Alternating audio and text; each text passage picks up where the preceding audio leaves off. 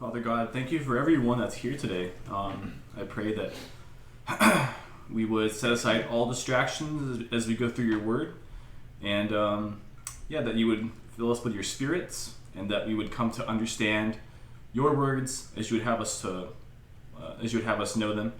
And I pray that as we leave the study, that we would continue to listen and obey, and that we glorify you in our thoughts and our actions, and in your name that we pray. Amen. Amen. Alrighty, we're getting there. We're not quite on the tail end of Jeremiah yet, but we're in the second half, that's for sure. I don't want to spend too much time on context because I kind of want us to try to push through a bit, but could I have someone just quickly give a context on what Jeremiah is? It doesn't have to be any specific narrative, but just kind of a general recap of Jeremiah. So Jeremiah is a prophet during the end of the divided kingdom time period. The northern kingdom fell about 150 years earlier. The southern kingdom is actually falling around the time period we're at in the story, to where literally chapter 39 begins and says, now when Jerusalem was captured. So Jerusalem's about to fall. Jeremiah is he's a prophet from the priestly tribe. And he is just ministering to the people when they're on their final leg. And he's basically, he's sent to condemn them for two grave sins, right? On one hand, they have departed from the one true God. And on the other hand, they have begun to chase after other gods. And as a result, all sorts of sin and stuff have followed from that. And so Jeremiah was sent as a quote-unquote prophet to the nations. And he came to both tear down and to build up. And so his message is very largely a prophecy of judgment, but throughout there he's also offering promises of hope and comfort that will ultimately bring hope to the people, even though not necessarily to the immediate generation. And so most recently, I don't know how far you want me to go here, but most recently, or I guess really throughout the entire book, he's been wrestling through the question of how God's going to fix everything, right? Mm-hmm. Because as we've been going through both 1st and 2nd Kings and the prophets, in addition to God's judgment, God has promised time and time again that he will make all things right. But the question becomes, how is he going to do that? And by the time we get to Jeremiah's time period, he basically is looking at his people, and he says that the wound caused by sin is so incurable that it seems like there is no solution. And God agrees with that. Jeremiah says, is there any balm in Gilead? And God says, no. He says, there is no cure, but I'm going to provide one. So God's basically saying, it's impossible, but I do business of accomplishing the impossible.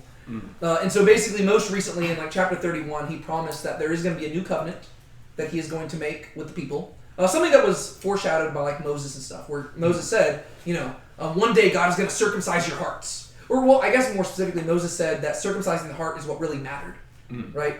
And Jeremiah comes along and says that God's going to do something that will actually accomplish that. He will put the Torah on man's heart, and he will make it so they will actually walk in obedience, and somehow, some way, God will make them righteous. And if you want to know how, you go back to Isaiah, and Isaiah talks about this servant who will come, and he will suffer, and somehow through his atoning sacrifice will make the many righteous and stuff. And so you have to kind of bring this all together. But these are the things that Jeremiah is wrestling through. And then, again, most recently, he's been facing a lot of hardship and persecution. People don't like listening to him because he's promising that judgment's coming. And Jerusalem is about to fall. So that's kind of where we're at. Yeah, he's been in prison a couple times now because he got basically the guy that was in charge of the town he went to. He had put him in jail. Yeah. The king got him out of jail, but then his nobles talked to him and he let them imprison him again, threw him into a cistern, and then a guy named Ebed-Melech came and spoke on his behalf. And then Zedekiah let him come and take him out of the cistern. And now Jeremiah is currently just staying in the temple, not the temple, just the house, the palace. And so that leads us into this chapter. And it really serves the purpose of letting you know that the king is not doing his job right now, right? The king is just kind of jumping back and forth based on whoever, if somebody asks him to do something, he's doing it, which is really just not what a king's supposed to do. I think last time we compared it to the time period of Judges, when it said there was no king in Israel and everybody did what was right in his own eyes. Yeah. That's kind of what's going on here, but it's almost worse because there is a king over Judah, but people are still doing what's right in their own eyes, including the king. Yeah, it's weird. He's like both listening and not listening because in the first few chapters he went through, Jeremiah had Baruch write down everything that he had thus far. And whenever they went to the king with it, the king did not listen to his officials who were they were pleading with him to listen to the words, and he had the words burned. Mm-hmm. And that's whenever they rewrote them and actually had a curse against his seed. And then now we have the king is listening to whoever's coming to him. He's not actually standing his own ground. But yeah, I'll go ahead and jump in. We'll read through and we'll go from there. Now when Jerusalem was captured in the 9th year of Zedekiah king of Judah, in the 10th month, Nebuchadnezzar king of Babylon and all his military force came to Jerusalem and laid siege to it. In the 11th month of Zedekiah, in the 4th month, in the 9th day of the month, the city was breached. Then all the officials of the king of Babylon came in and sat down at the middle gates. Nergal-Sar-Ezer, Samgar-Nebu, Sar-Sakim the Rabsaris, Nergal-Sar-Ezer the Rabmag, and the rest of the officials of the king of Babylon. Now it happened that when Zedekiah, the king of Judah, and all the men of war saw them, they fled and went out of the city at night by the way of the king's garden through the gate between the two walls. And he went out towards the Arabah. But the military force of the Chaldeans pursued them and overtook Zedekiah in the plains of Jericho. And they took him and brought him up to Nebuchadnezzar king of Babylon at Riblah in the hand of Hamath. And he spoke judgment on him. Then the king of Babylon slaughtered the sons of Zedekiah before his eyes at Riblah. The king of Babylon also slaughtered all the nobles of Judah. He then blinded Zedekiah's eyes and bound him in fetters of bronze to bring him to Babylon. The Chaldeans also burned with fire the house of the king and the houses of the people, and they tore down the walls of Jerusalem. Stop there. So what happens there? Jerusalem is being fallen, or not well burned. Yeah, the latter half is pretty much word for word what we read in the Second Kings about how they, the military force of Nebuchadnezzar came in, but then Zedekiah and his men all fled the city, but then the military force overtook them, captured them, and Zedekiah's whole family was murdered in front of his eyes before he was blinded. Yeah. And it was a fate that Jeremiah shows that Zedekiah could have avoided. But it ends up being God's judgment on Zedekiah that this is to happen because of the sin that he continued to, perpetrate against the people. Yeah, we're gonna see it later on too, and we've been seeing it spoken about several times throughout the book, but now it's kind of coming into play. But a big, I guess I don't know if you call it a theme, but a big thing throughout these next few chapters is the people should not be fearing the Chaldeans. This is something that Jeremiah has been talking about. He says, "Do not fear the Chaldeans. Do not fight back. Just submit to them. This is God's judgment. You're not escaping it. You just need to submit and listen." And we've been seeing so far this has not been the case. They've been fearing the Chaldeans. They've been fighting back, and so I would say this is an example of that. When they see that the Babylons are coming in, they're fleeing out of fear, and it actually turns out worse for them. And it's also worth just stating, just for the point of clarity, that the Chaldeans and the Babylonians are the same. Yeah, sorry. Yeah, same thing. Yeah, any other thoughts here? Once again, Zedekiah is proving that he's not a very good king. Because literally this, the whole the captain's supposed to go down with the ship. Yeah. Zedekiah, the moment things start going bad, he's booking it out of there.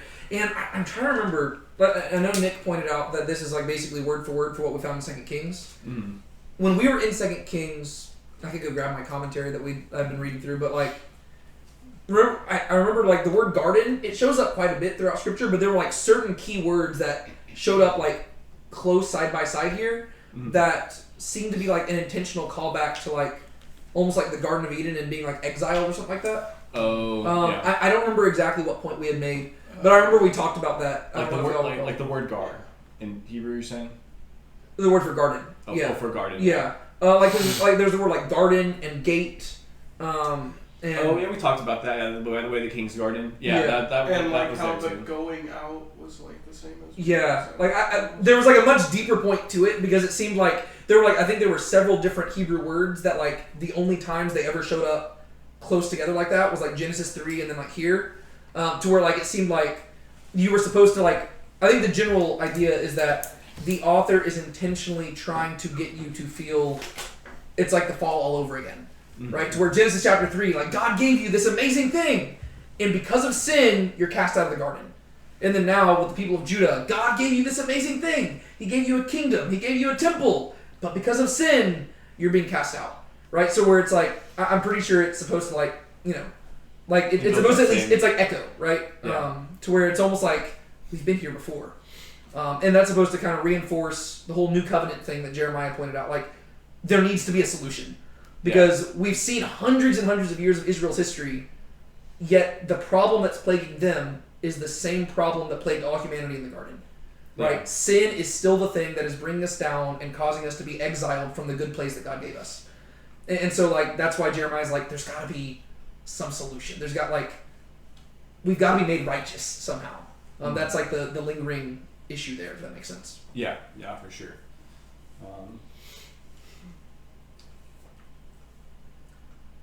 What else? Anything else I want to point out here? I mean, the only other thing would be, I mean, Nick already pointed it out, but like verses 6 and 7, Mhm. the idea that, like, just the cruelty of what Nebuchadnezzar does, where he slaughters the sons of Zedekiah before his eyes, and then he blinds Zedekiah. So, Yeah. like, the very last thing Zedekiah sees is his posterity being killed. And then he's blind. Like, but he doesn't kill them. He blinds him and then brings him to Babylon. It's like, that's just cruel. Like, he doesn't give him the privilege of death.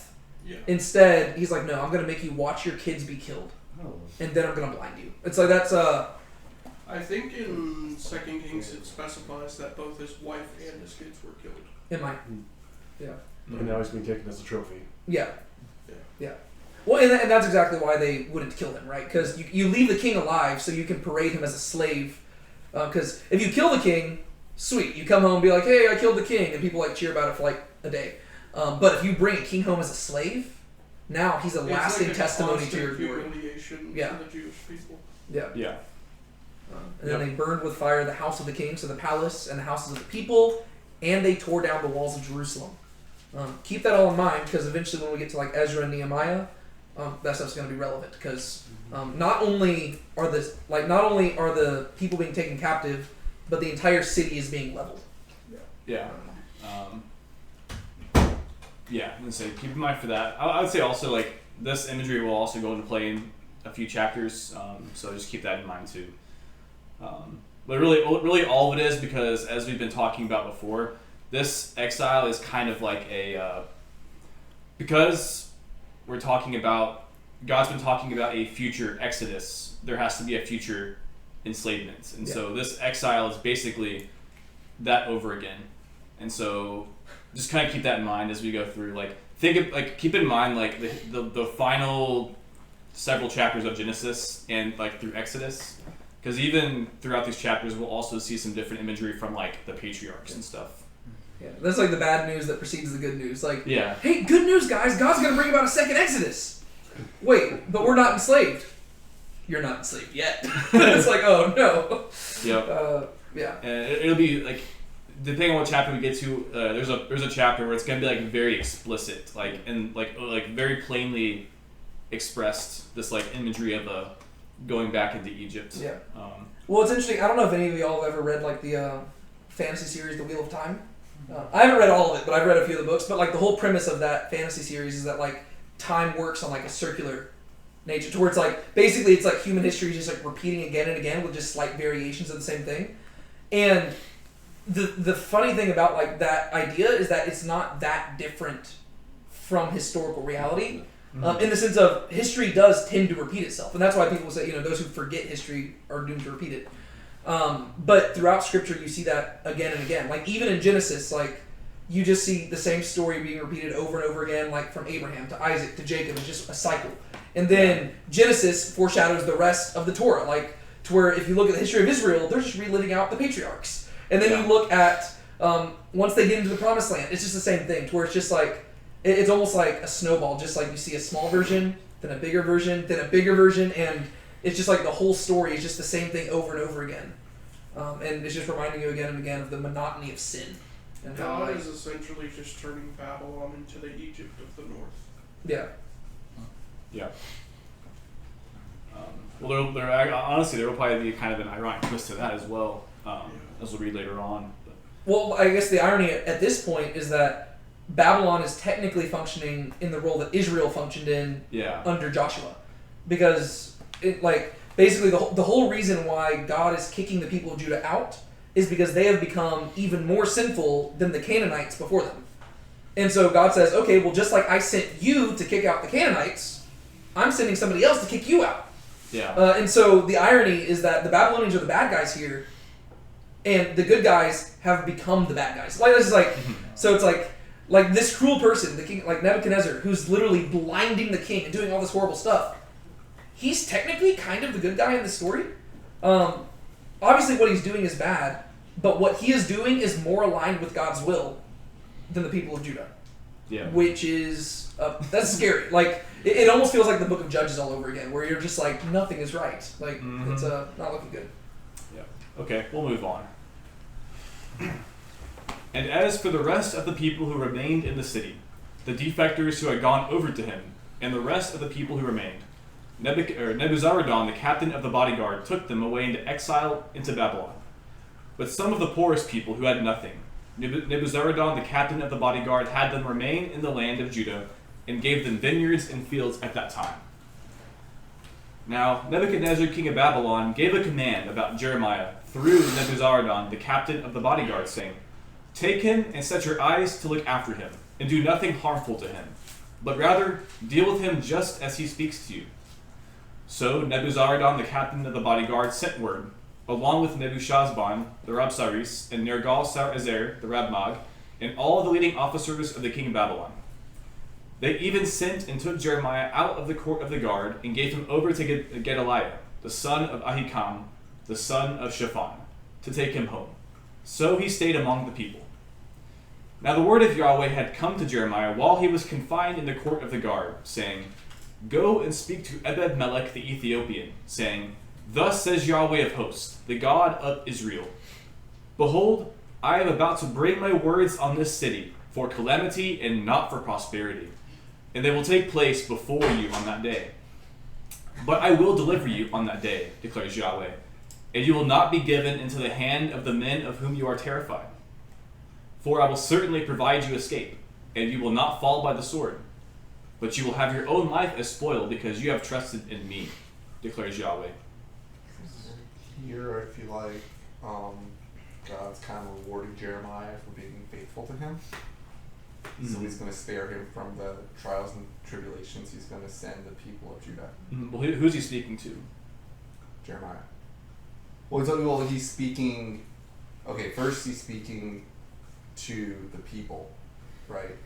He's speaking. So those maybe I'm getting mixed up. So Jeremiah is speaking to Ebed-Melech, Yeah. the Ethiopian. Yeah. So who is Ebed-Melech? Because he's came up earlier. He was the guy in chapter 38, right? Or Yeah. Ethiopian who have advocated for Jeremiah's Yeah. release. Oh, okay. Yep. Got it. And so because he was advocating for God's prophet, God's not probably rewarding him with a message. Yep. yeah, God's like, I saw what you did for that guy. I like that guy, and so I like what you did for him. Yep. My question would be, how did Nebuchadnezzar know about Jeremiah in order to even give a message to Nebuzaradan? I was wondering that. Good question. My best guess is probably Jeremiah's reputation, because for years now, Jeremiah had been saying, "Give yourselves over to the Babylonians."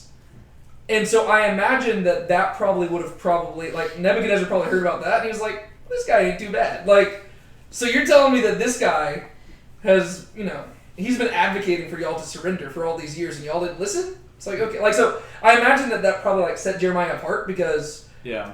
most people would not be saying, lay down your arms and just give in. It's God's will. Whereas basically Jeremiah is just over here saying, no, it is God's will for Nebuchadnezzar to beat y'all. And so I imagine that set him apart unique enough to where Nebuchadnezzar heard of him, but I that's can my see best guess. I can see that. I'm sure that the goodwill from Nebuchadnezzar probably did not foster any good feelings from the rest of the Hebrew people. Oh, probably not. But and then also keep in mind that Jeremiah comes from a priestly family, who would have been like in more positions of leadership, and it seems like at this point the land had become pretty like small. Like it was the population had become pretty small, and so it seems like Jeremiah was pretty prominent, just not very well liked. If that makes sense. But, Yeah, because we also don't get like a comprehensive like history of everything that he did and everything people did, like responded to him and what they thought about him. So Yeah. yeah. It seems pretty, what's the word for it now? Benevolent. Of Yeah. giving the poor people the land, not taking. He killed their basically their royalty, their leaders, Yeah. but left and took those that defected, Yeah. but is leaving the poor and not enslaving them. Yeah. Well, that's true. I say that there is a pretty like practical reason for that, which is they need someone to work the land, and also the poor people aren't going to do much about it. Well, yeah, they're not going to rebel or anything because they don't have the means by which to rebel. So Yeah, it's basically free slave labor, right?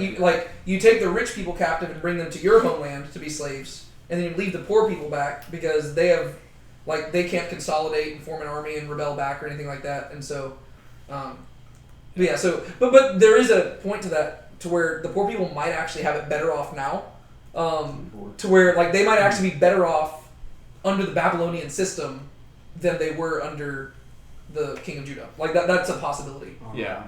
And even if they're not like slaves in chains, I mean, I imagine there's some degree of like they're probably like overlooking things and like they got they put people in charge. It's probably like how the Romans did. Yeah. So it may not be like slaves in chains, but yeah. So they actually,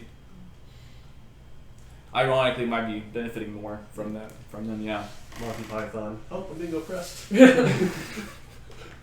That's funny. So what all actually happens here? Just to close out the chapter, we actually haven't discussed that specifically, but what all happens here? So Nebuchadnezzar talks to Nebuzaradan, and what does he tell him? Basically, don't hurt Jeremiah. Just do everything that the crazy wizard man says. Not kill funny words, magic man. Yep. Yeah. So Jeremiah's locked up. I guess he's kind of locked up. He just kept observed, basically. Like house arrest. Yeah, he's under house arrest in the court of the guard. And while he's there, God speaks to Jeremiah, and he says, "Go talk to Ebed-Melech, the guy who delivered you earlier, and just tell him that like I really approve of what he did earlier, and because of that, I got his back going forward."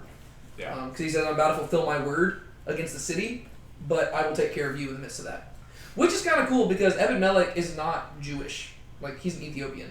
And so, like we see that God does not simply care about just the Jewish people. He cares about anybody who is willing to show him faithfulness. Yeah, exactly. Yeah. Any other comments here at all? It's pretty straightforward. I think I just like the language at the end where it says, "But you will have your own life as spoil because you have trusted in me." Like spoil is something that you take from war, and like the idea is that like he's almost saying that Ebed-Melech fought a battle and won. Like in the sense of like the battle that he fought was being faithful, and because of that, you have a spoil of war and it's your life. Like your reward is your life. That's kind of like I just like the language of that. It's kind of fun. Yeah, that's true.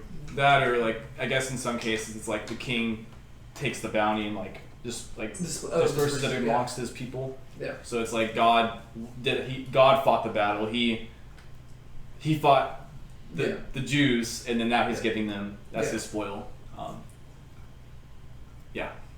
Anything else here? All right, move on.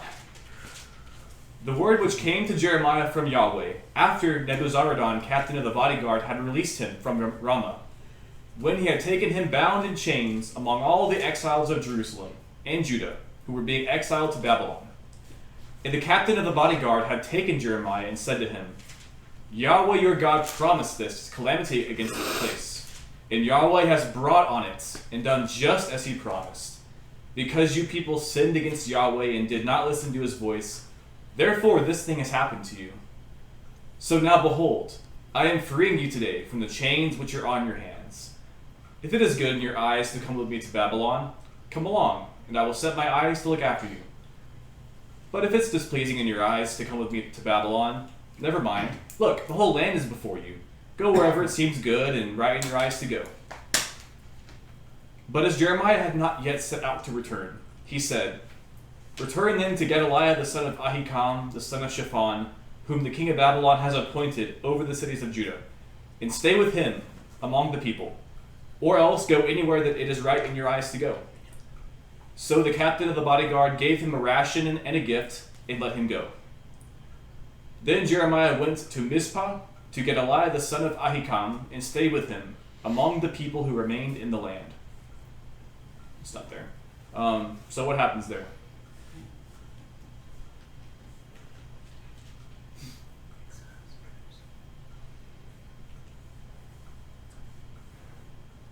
So the captain of the guard speaks to Jeremiah, and what does he basically tell him? He's free to go anywhere. Pretty much. Yeah, basically he's saying you have the choice. You can either come with us to Babylon or you can stay here. But if you stay here, you got to stay with that guy. Mm. Like, one thing I just want to highlight. This is not that big of a point, but it says he had released him from Ramah, right? And I just want to highlight that because we did mention Ramah earlier in chapter 31. Because it said, a voice is heard in Ramah, and it was like Rachel weeping for her children. Oh, yeah. And it this just kind of lets us know why it specifically singled out Ramah. That was like a city just outside Jerusalem, and it seems like it was like a suburb of Jerusalem, and it seems like that was like a city where they placed the exiles before taking them into captivity. So it was like a holding place. Yeah. So you see that here because it says that's where Jeremiah was being held. He was held in Ramah, but then he was released from there. From he was with the other captives, and so this verse kind of lets us understand why Ramah was mentioned back in chapter 31. That's why Rachel is weeping over Ramah because that's where all the captives are at. Mm-hmm. I just want to highlight that. It's not like a huge point, just But it makes sense. it brings it all together. Yeah. I always thought it was like an interesting response to Jeremiah, but I mean it makes sense. He's basically he's pretty laid back about it. He's just letting him decide what he wants to do. How does Jeremiah respond, or what does he tell him? What does Jeremiah choose to do? He stays in the land. Mm-hmm. Oh, is God basically telling him, are you going to go with him to Babylon or are you going to stay? Is that basically what they're saying? Or is he saying? Say again? No, I mean is Jeremiah, actually I'm getting mixed up. Is he basically saying am I free to go with you guys or stay? So yeah, the captain of the guard basically says you can come with us to Babylon or you can stay in the land. If you stay, then you're going to go stay with this guy, who's a guy that Nebuchadnezzar appointed over the people, kind of like a governor essentially. And Jeremiah basically decides to stay, and so he goes to Gedaliah, because Gedaliah is the guy that Nebuchadnezzar has appointed over the Jewish people. Like I said, it's kind of like a governor. There's the remnants that's staying in Judah, and then Nebuchadnezzar is appointing someone to be over those people. And so Jeremiah is going to go to that guy. One thing I just think is kind of interesting is that if Jeremiah had chosen to go to Babylon, the captain of the bodyguard says that he personally would have watched it That's true. That's just interesting. He says, if it's good in your eyes to come with me to Babylon, come, and I will set my eyes on you. That also just the wordplay, because he says, if it's good in your eyes to come with me, I will set my eyes on you. That's true. I don't know. It's it's a very friendly encounter, which just to me this calls back to way back in Jeremiah chapter 1 when God says, I called you from the womb. I'm going to be with you the whole time. This is where you see that. This is way too friendly of a conversation than you would ever expect. Especially given the fact that these people just laid siege to your entire nation and took everybody captive. And they're like, hey dude, so here's your options. You can come, you can stay, you can go. If you come with me, I'll take care of you. If you stay here, that guy will take care of you. Just, it's up to you. That's yeah. okay. very interesting Yeah. to me. Yeah. It's only interesting. There's no mockery in his voice or doubt. It's Yahweh, your God, promised this calamity against this place. It's very straightforward. Like he believes it. Well, and that's why I think that would probably be the reason why Jeremiah, like, they understood who he was. Because it seems to me that the Babylonians have heard Jeremiah's message. To where, and as a Babylonian, you're more than willing to, like, accept that. Like, if a guy from the nation that you're warring against has prophesied that their God has handed them into your hands, you're just going to be like, exactly. Yeah, So, and that falls yeah. exactly in line with like the way that all those cultures kind of viewed, Yeah. like they're like the way that people related to their gods and like how the gods like had certain lands and stuff. Yeah. Not that we're gonna get too deep into that, but it makes sense like that he'd be fine with that. Yeah. Well, yeah, because that's like a thing that we need to, like just, you said not to get into it, but it's worth remembering, is that in that time period, like, what set the people of Israel apart is that they viewed their God as not only being the God of Israel, but the God of all things. Whereas most people generally just viewed their God as being like regional gods, you know, like, so the Babylonians worship the gods of Babylon, and they viewed those gods as being distinct from the gods of, you know, other nations and stuff. And so for them, when they're coming into this battle, they think it's the gods of Babylon versus Yahweh, the God of Israel. But then you've got Yahweh, the God of Israel, saying, I've handed you into the Babylonian hands. So, like, the Babylonians can't affirm that while also not worshiping the God of Israel. That because they're like, well, yeah, like, from their perspective, that just makes sense. But what makes the Israelite religion so unique is that they say, no, our God is the God of our nation, and He also created everything. And it's like, oh, that's a bit different. Yeah. So. Yep. Anything else y'all want to point out here? No? Okay. We'll move on. Then all the commanders of the military forces that were in the field, they and their men, heard that the king of Babylon had appointed Gedaliah the son of Ahikam over the land, and that he had appointed him over the men, women, little ones, and those of the poorest of the land who had not been exiled to Babylon. So they came to Gedaliah at Mizpah, along with Ishmael the son of Nethaniah, and Johanan, and Jonathan the sons of Kareah, and Sariah the son of Tanhumeth, and the sons of Ephi the Netophathite, and Jezaniah the son of the Maacathite, both they and their men. Then Gedaliah the son of Ahikam, the son of Shaphan, swore to them and to their men, saying, Do not be afraid of serving the Chaldeans. Stay in the land and serve the king of Babylon, that it may go well with you. Now as for me, behold, I am going to stay at Mizpah, to stand for you before the Chaldeans who come to us. But as for you, gather in wine and summer fruit and oil, and put them in your storage vessels, and stay in your cities that you have seized. And also all the Jews who were in Moab and among the sons of Ammon, and in Edom, and who were in all the other lands, heard that the king of Babylon had left a remnant for Judah, and that he had appointed over them Gedaliah the son of Ahikam, the son of Shaphan. Then all the Jews returned from all the places to which they had been banished, and came to the land of Judah, to Gedaliah at Mizpah, and gathered in wine and summer fruit and in great abundance. Now Jehonan the son of Kareah, and all the commanders of the military forces that were in the field, came to Gedaliah at Mizpah, and said to him, Do you indeed know that Baalis the king of the sons of Ammon has sent Ishmael the son of Nethaniah to strike your life? But Gedaliah the son of Ahikam did not believe them. Then Johanan the son of Kareah spoke secretly to Gedaliah in Mizpah, saying, Let me go and strike down Ishmael the son of Nethaniah, and not a man will know. Why should he strike down your life, so that all the Jews who are gathered to you would be scattered, and remnant of Judah would perish? But Gedaliah the son of Ahikam said to Johanan the son of Kareah, Do not do this thing, for you are telling a lie about Ishmael. Alright. What happens there? Gedaliah addresses the people in Judah. It's like, well, you're under new management, but Yeah, I find this whole thing interesting for a few reasons. He doesn't seem to be treating them harshly.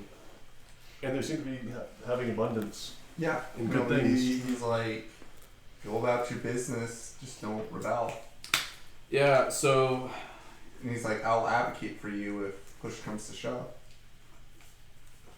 So I need to ask a couple couple questions just to kind of set, I guess, where I'm kind of going with it.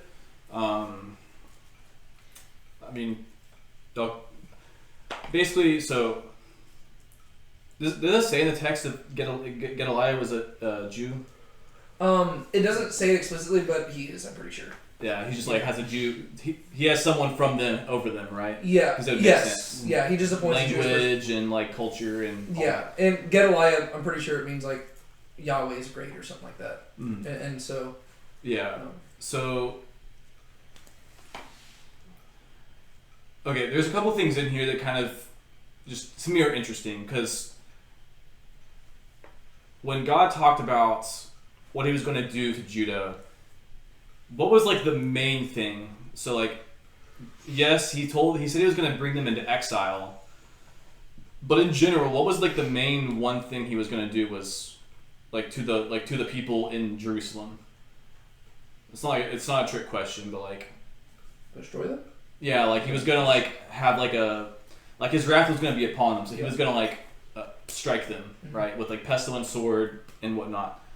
But then afterwards, they would return to the land from the lands to which they'd been banished.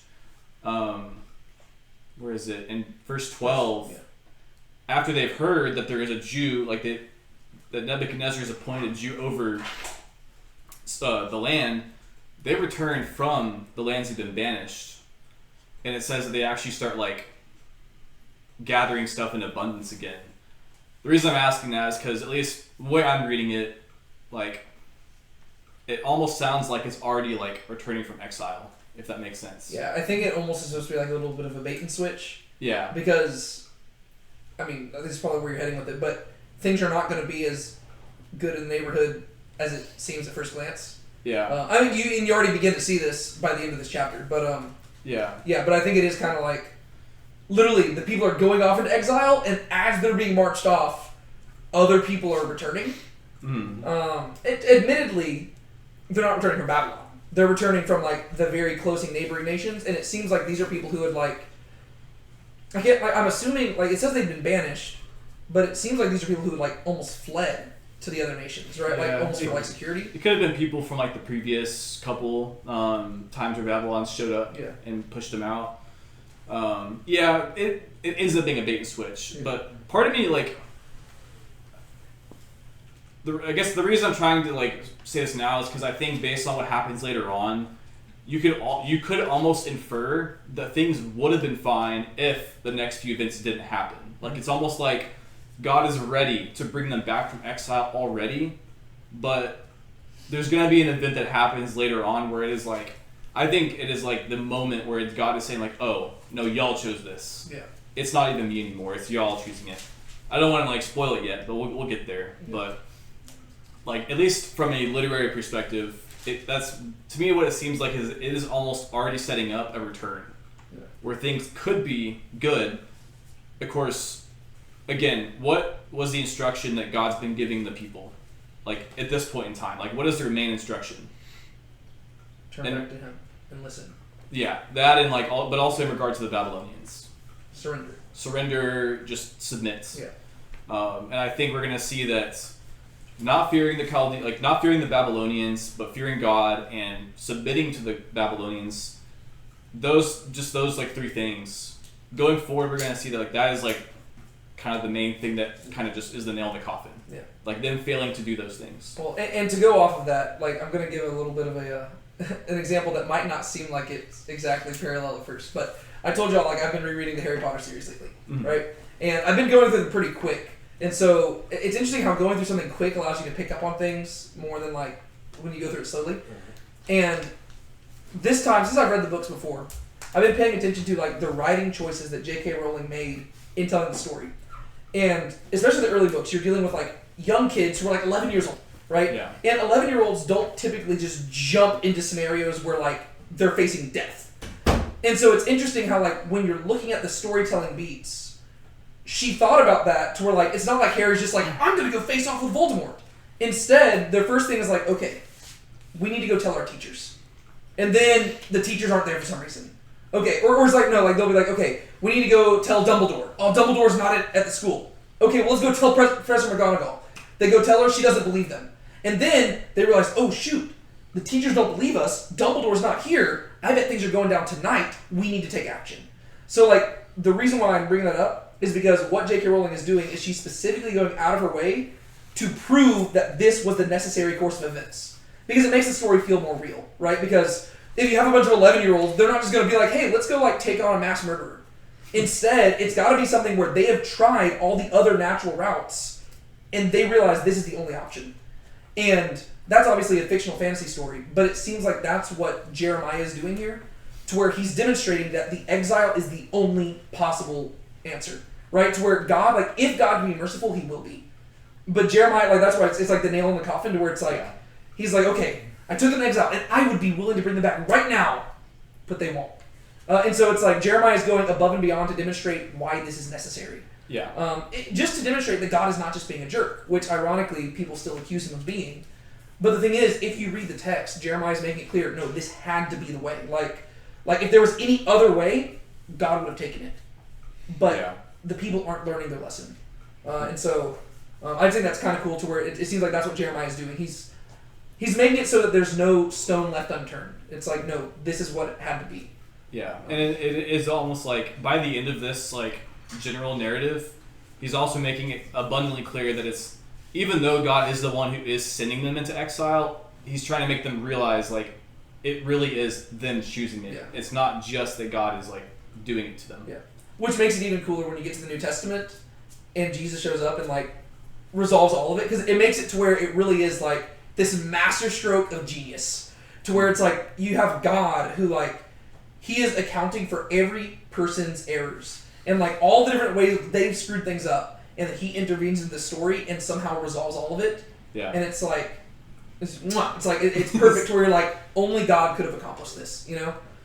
Because like it's like that's what you shouldn't just jump straight to the Gospels when you're reading the Bible. Read through the Old Testament, because like you have to realize how good man is at screwing things up in order to appreciate how triumphant it is when God actually like has the victory.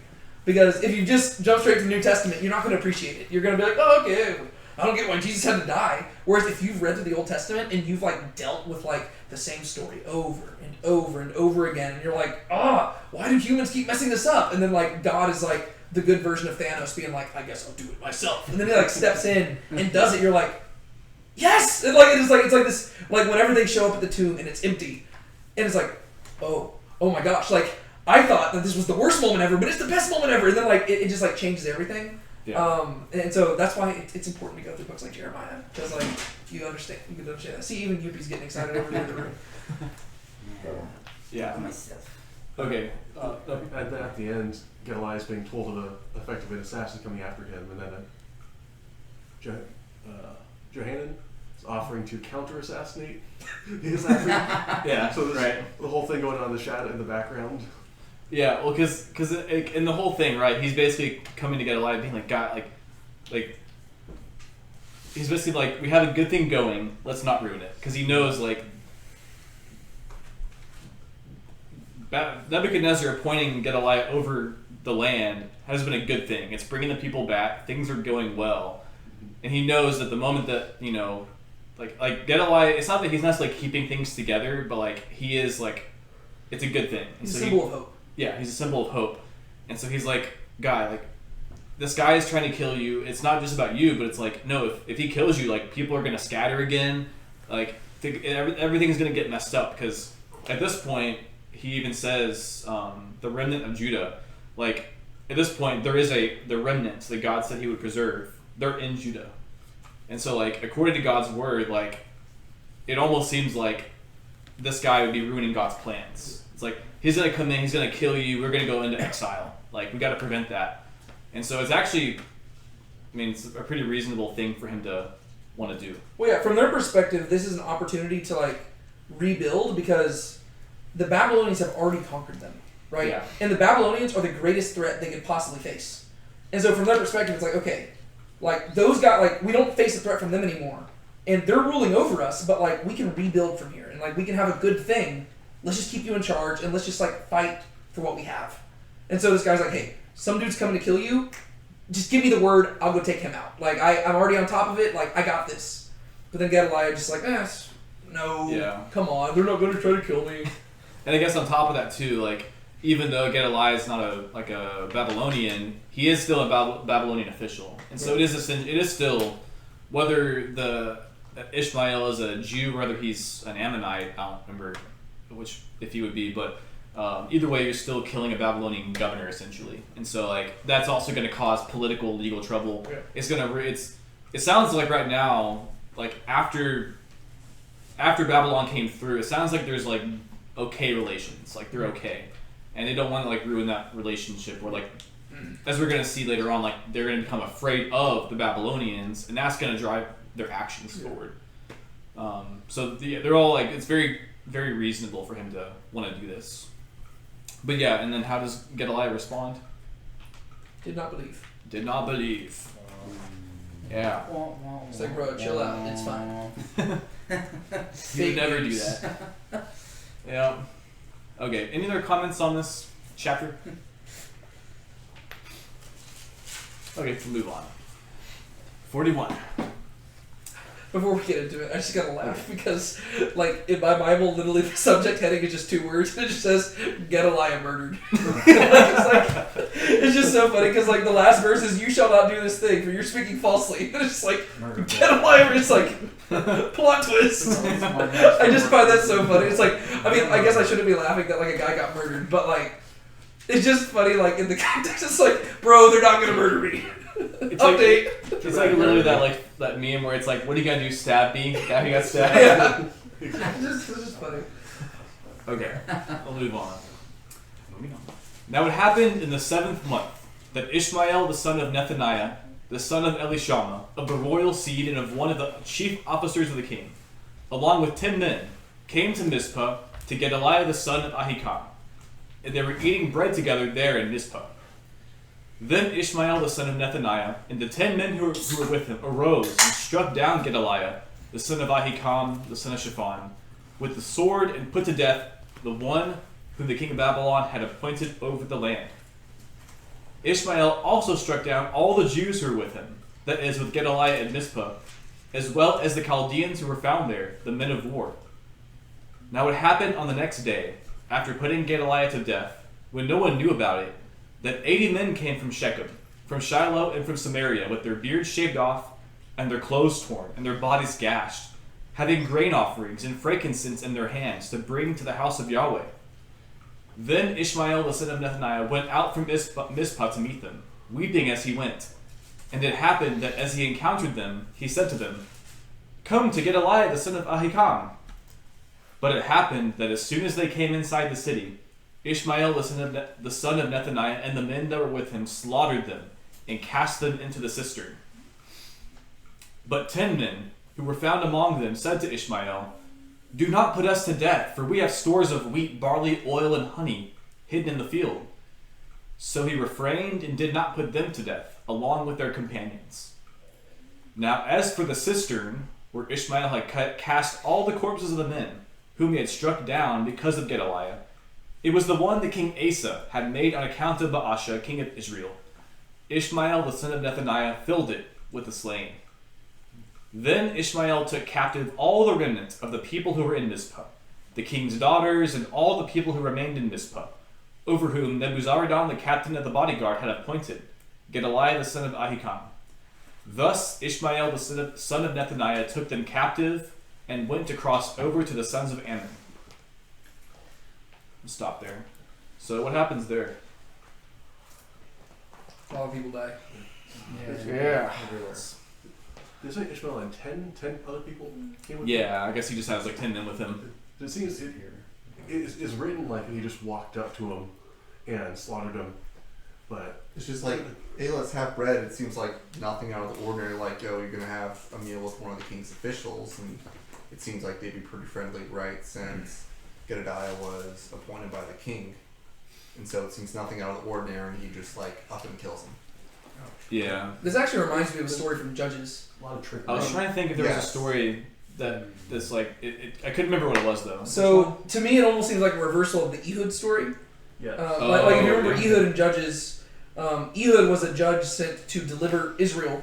Basically, I think it was the I don't think it was the Ammonites. I think it was the Moabites. Yeah. I think But so. I think the Moabites were in charge at the time, and Ehud was sent under the guise of having a gift to give to Eglon, the king of Moab. Mhm. And Ehud, he was a left-handed guy, and so whenever they like patted him down and stuff, I guess they didn't pat him down very thoroughly because he had his sword concealed on the other side. To where whenever he went to the guy, he said, "Hey, I've got a gift from God to you." And then he's like, "Really? What's the gift?" He's like, "Ah!" Boom! Stabs him. Wasn't he the guy who was so fat that Yes, yeah. Eglon was so fat that his fat basically covered up the sword. And then locked in the system. Yeah. Where it was. yeah, and then Ehud escapes through the oh, that's my phone. Ehud escapes through the toilet basically.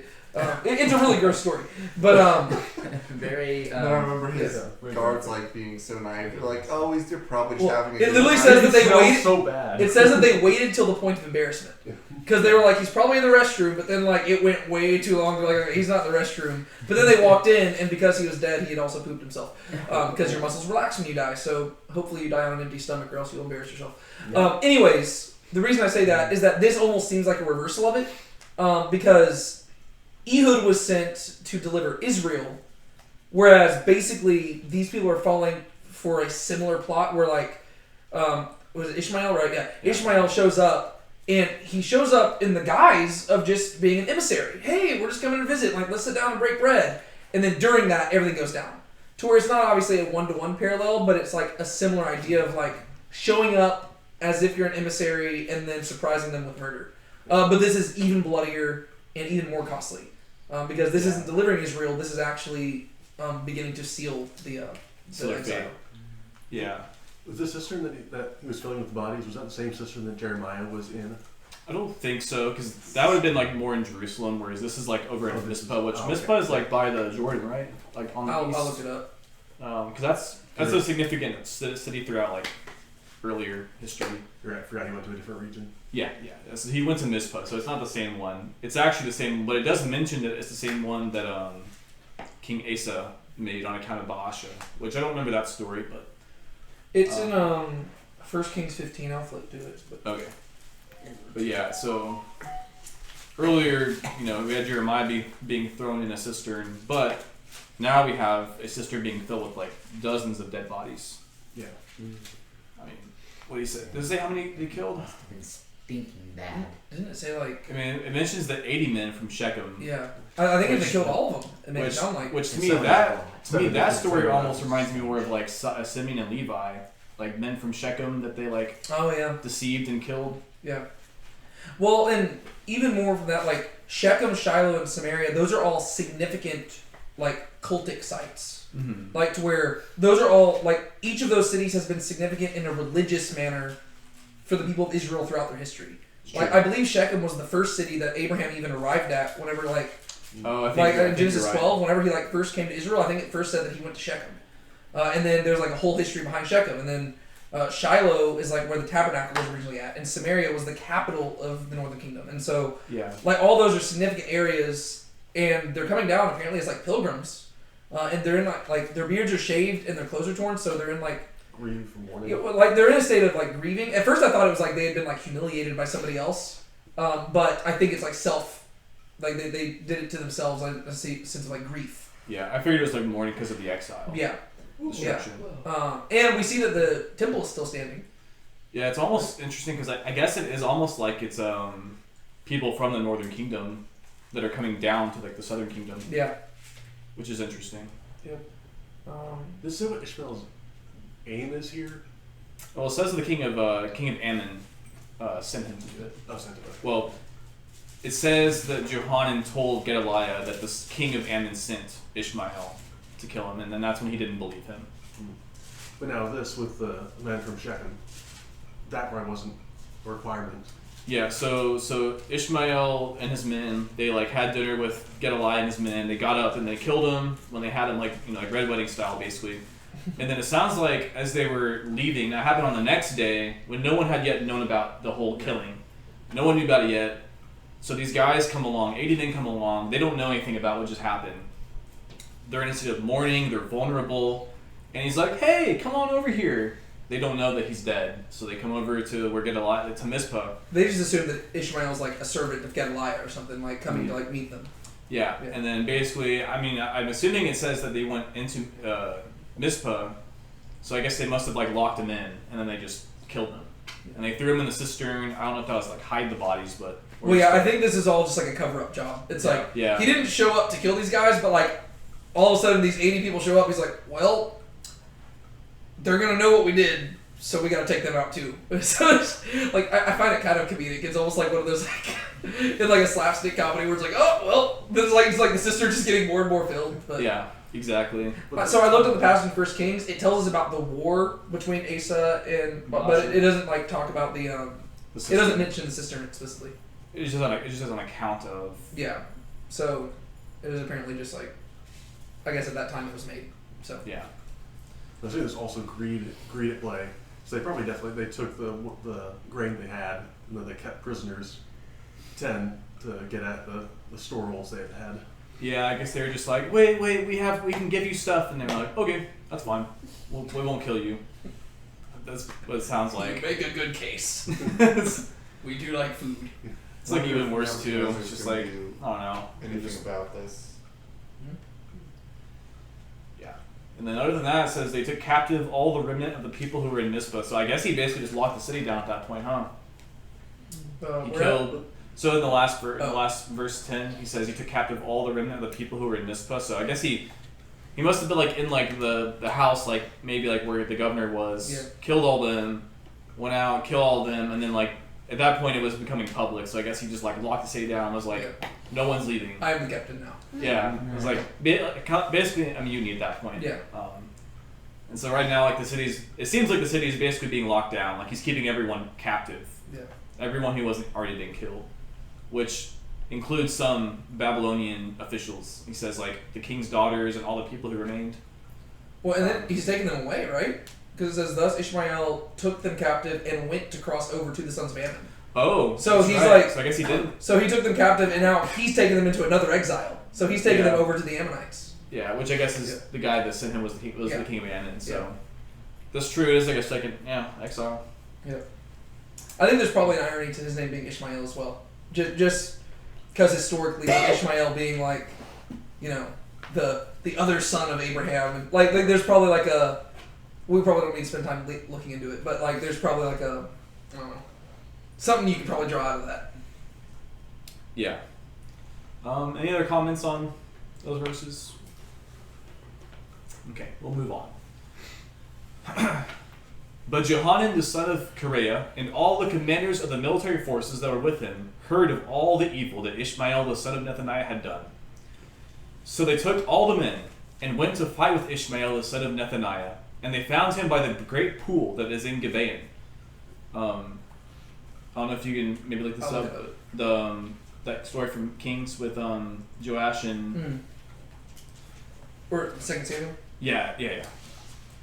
Now it happened as soon as all the people who were with Ishmael saw Johanan the son of Kareah and all the commanders of the military forces that were with him, they were glad. So all the people whom Ishmael had taken captive from Mizpah turned around and returned, and went to Johanan the son of Kareah. But Ishmael, the son of Nethaniah, escaped from Johanan with 8 men and went to the sons of Ammon. Then Johanan the son of Kareah and all the commanders of the military forces that were with him took from Mizpah and all the remnant of the people whom he had returned from Ishmael the son of Nethaniah, after he had struck down Gedaliah the son of Ahikam. That is, the mighty men who were men of war, the women, the little ones, and the eunuchs, whom he had returned from Gibeon. And they went and stayed in Geruth Kimham, which is beside Bethlehem, in order to proceed into Egypt because of the Chaldeans, for they were afraid of them, since Ishmael the son of Nethaniah had struck down Gedaliah the son of Ahikam, whom the king of Babylon had appointed over the land. All right. So what happens there?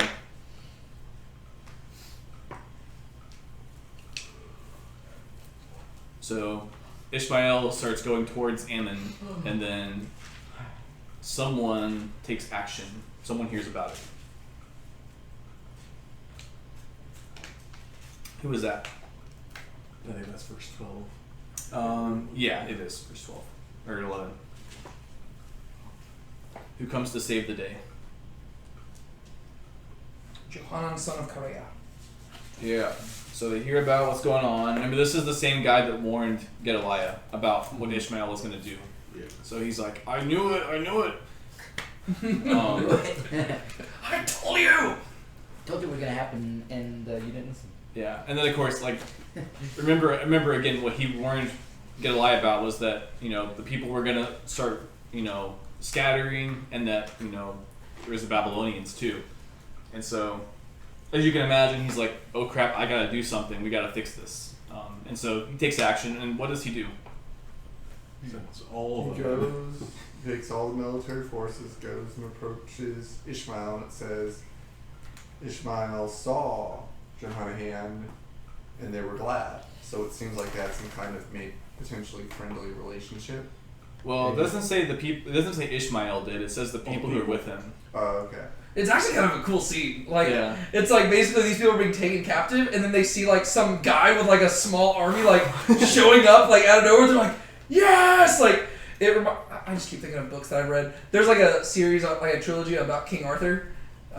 It's called like the I forget what the whole series is called, but the first one's called The Winter King, and I think it's called I don't remember. But the I remember like for the whole first part of the book, like King Arthur's not in the story, and then like there's this final moment where like the main character in the story, he's like in this battle and they're about to lose, and then all of a sudden it's like, and then I saw him coming over the hill.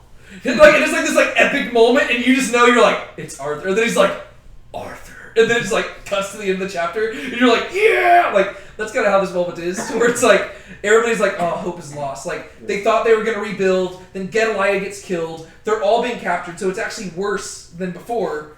And then all of a sudden, Johanan starts coming over. They're like, yes! And like it's like a super like triumphant moment. It's kind of cool. Yeah. See, I don't know if the thing from the Samuel matters.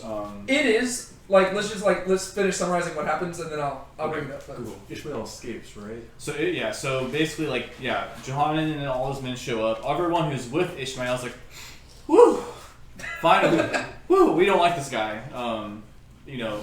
Help shows up, and so they basically all defect back to Johanan.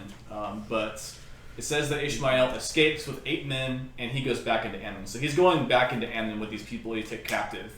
Johanan shows up with a bigger army, I assume, and everyone goes back to them, and Ishmael flees, continues into Ammon.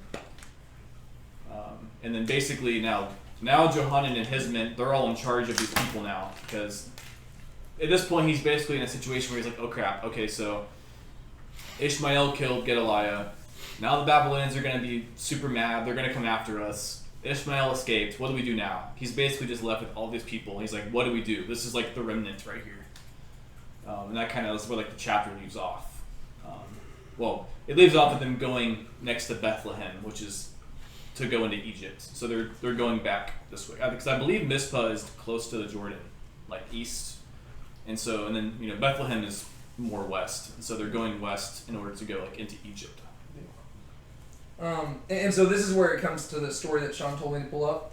So it specifically says that Johanan came upon Ishmael at the great pool that is in Gibeon.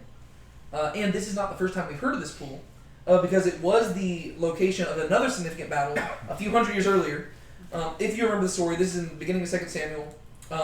King Saul dies at the end of 1 Samuel, right? And all of Saul's sons, except for one seemingly bastard son, Ishbosheth, die also with him, right? And so after Saul dies, basically there's 2 different responses. The people of Judah go take David and they make him king, right? Because everybody loves David. But then the northern kingdom, right? So the people of Israel, everybody not in the tribe of Judah, basically, they go take Saul's last remaining son, Ishbosheth, and they make him the king. And there ends up being some turmoil for a few years, right? And in 2 Samuel 2, the main reason I highlight that is because that context is very similar to this context, to where basically a king has been killed, and now there's like this power vacancy and a struggle for power. And then we read this in 2 Samuel chapter 2, starting in verse 12. Keep in mind, Abner is the commander of Saul's army. He was the former commander of Saul's army. Now he's the commander of Ishbosheth's army. and then Joab is the commander of David's army.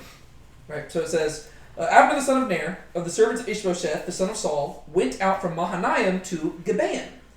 And Joab the son of Zeruiah and the servants of David went out and met them at the pool of Gibeon. And they sat down, the one on the one side of the pool, and the other on the other side of the pool. And Abner said to Joab, "Let the young men arise and compete before us." And Joab said, "Let them arise." Then they arose and passed over by number 12 for Benjamin and Ishbosheth, the son of Saul, and 12 of the servants of David. And each caught his opponent by the head and thrust his sword in his opponent's side, so they fell down together. Therefore the place was called Helkath Hazurim, which is at Gibeon. And the battle was very fierce that day, and Abner and the men of Israel were beaten before the servants of David.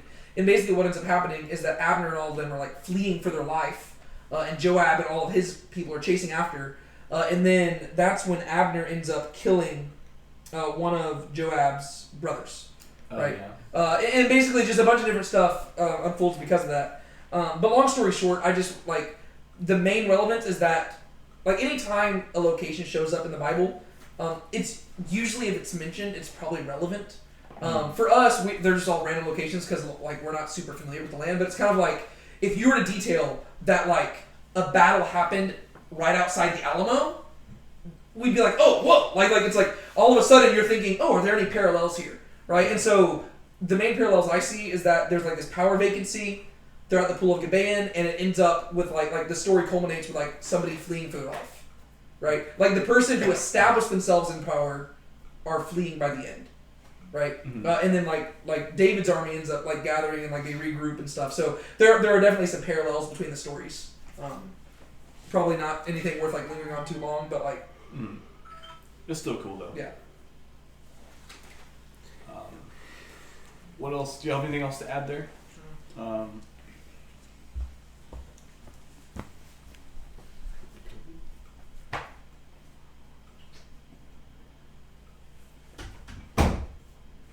So. Okay. Yeah, we can go ahead and move on because the YouTube stuff we'll get in more into that. All right. Then all the commanders of the military forces, Johanan the son of Kareah, Jezaniah the son of Hoshea, and all the people, both small and great, approached and said to Jeremiah the prophet, "Please let our supplication come before you, and pray for us to Yahweh your God, that is for all his remnants, because we remain but a few out of many, as your own eyes now see us. That Yahweh your God may tell us the way in which we should walk, and the thing that we should do." Then Jeremiah the prophet said to them, "I have heard you. Behold, I am going to pray to Yahweh your God in accordance with your words, and I will tell you the whole message which Yahweh will answer you. I will not keep back a word from you." And they said to Jeremiah, "May Yahweh be a true and faithful witness against us if we do not act in accordance with the whole message with which Yahweh your God will send you to us." Oh my, okay. Deuteronomy 32. Very similar language. I think it might have been in Blessings and in Curses or Deuteronomy 32, but Moses is like, you're going to be witnesses against yourselves, and then the Israelites say, we are a witness. I'm telling you, Deuteronomy Yeah. 32 is the chapter to go to. What do we have again here? We are a witness against ourselves. Uh-huh. Yeah. "Whether it is good or bad, we will listen to the voice of Yahweh our God, to whom we are sending you, so that good may come to us when we listen to the voice of Yahweh our God."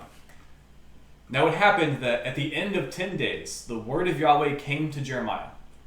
Then he called for Johanan the son of Kareah, and all the commanders of the military forces that were with him, and for all the people, both small and great. And he said to them, "Thus says Yahweh the God of Israel, to whom you sent me to present your supplication before him. If you will indeed stay in this land, then I will build you up and not pull you down, and I will plant you and not uproot you, for I have relented of the calamity that I have done against you. Do not be afraid of the king of Babylon, whom you are now fearing. Do not be afraid of him, declares Yahweh, for I am with you, to save you and deliver you from his hand. I will also show you compassion, so that he will have compassion on you, and return you to your own soil. But if you are going to say, 'We will not stay in this land,' so as to not listen to the voice of Yahweh your God, saying, No, but we will go to the land of Egypt, where we will not see war, hear the sound of a trumpet, or hunger for bread, and we will stay there. Then now, listen to the word of Yahweh, O remnant of Judah. Thus says Yahweh of hosts, the God of Israel. If you really set your face to enter Egypt, and you will enter to sojourn there, then the sword, which you are afraid of, will overtake you there in the land of Egypt, and the famine, about which you are anxious, will follow closely after you are there in Egypt, and you will die there. So all the men who set their face to go to Egypt to sojourn there will die by the sword, by the famine, and by the pestilence. And they will have no survivors or any who escape from the calamity that I am going to bring on them. For thus says Yahweh of hosts, the God of Israel, as my anger and wrath have been poured out on the inhabitants of Jerusalem, so my wrath will be poured out on you when you enter Egypt. And you will become a curse, an object of horror, an imprecation and a reproach, and you will see this place no more.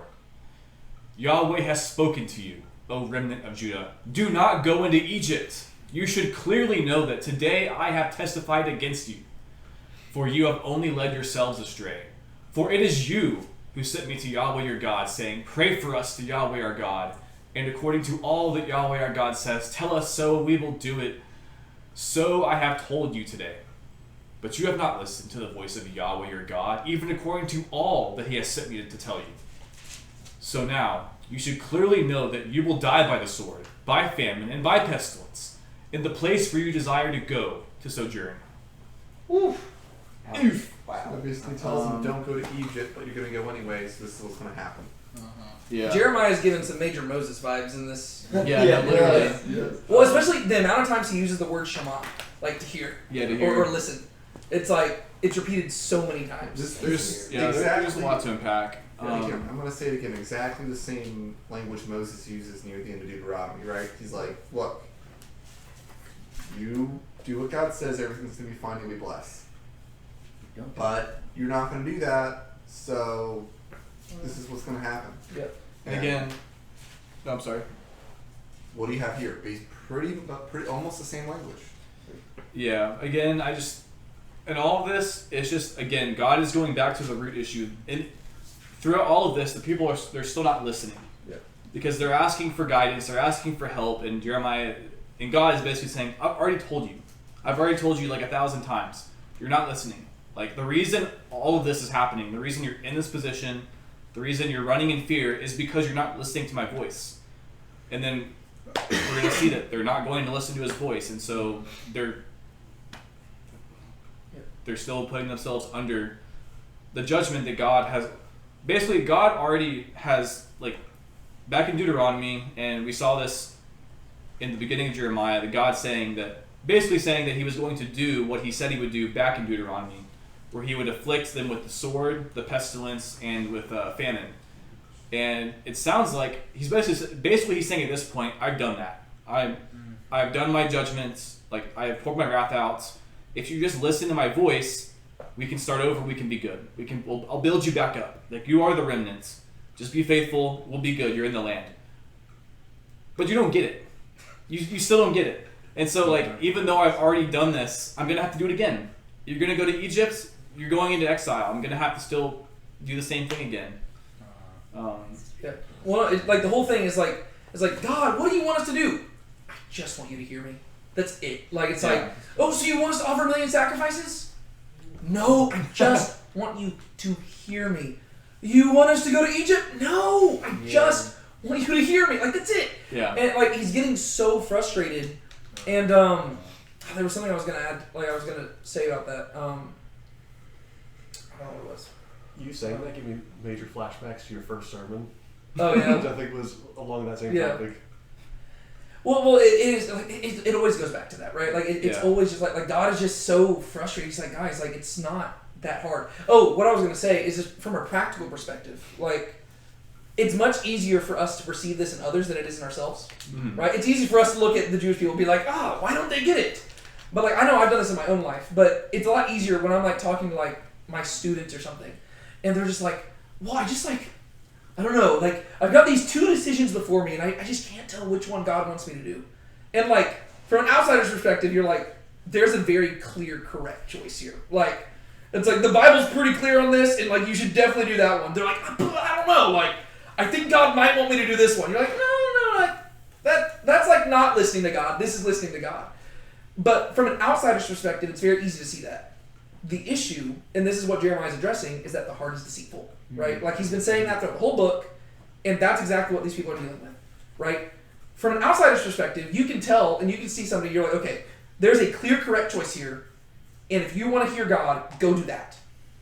But whenever your heart gets involved, all of a sudden, you're having to discern what is God and what is me.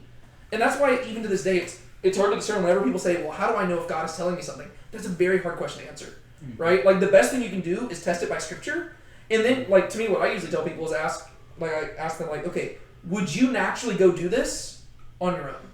Because if the answer is yes, there's a good chance that that's probably just you telling yourself to do it, right? Whereas if the thing that you think you're supposed to go do is the opposite of what you want to do, then that I'm not saying that is God, but it increases the likelihood of it being God. Then you have to test it by scripture and stuff. But we just have to realize that from a practical perspective. It's easy for us to look at them and be like, guys, y'all are being stupid. Like Jeremiah is being very clear, but we're in the same area, right? To where it's like on the one hand, we should admire them because they went to Jeremiah and they're like, hey, like we want to know, like whatever God says to do, we're going to do it, and that is admirable. But what they're doing is they're actually condemning themselves even more when they don't follow through, right? It almost would have been better for them to not seek God's counsel than to seek God's counsel and then blatantly ignore it, right? And that's why Jeremiah is mad. That's why God is mad, because they're almost just giving God lip service. But I don't think they view it that way. I don't think they think we're giving God lip service. I think they genuinely want to serve God.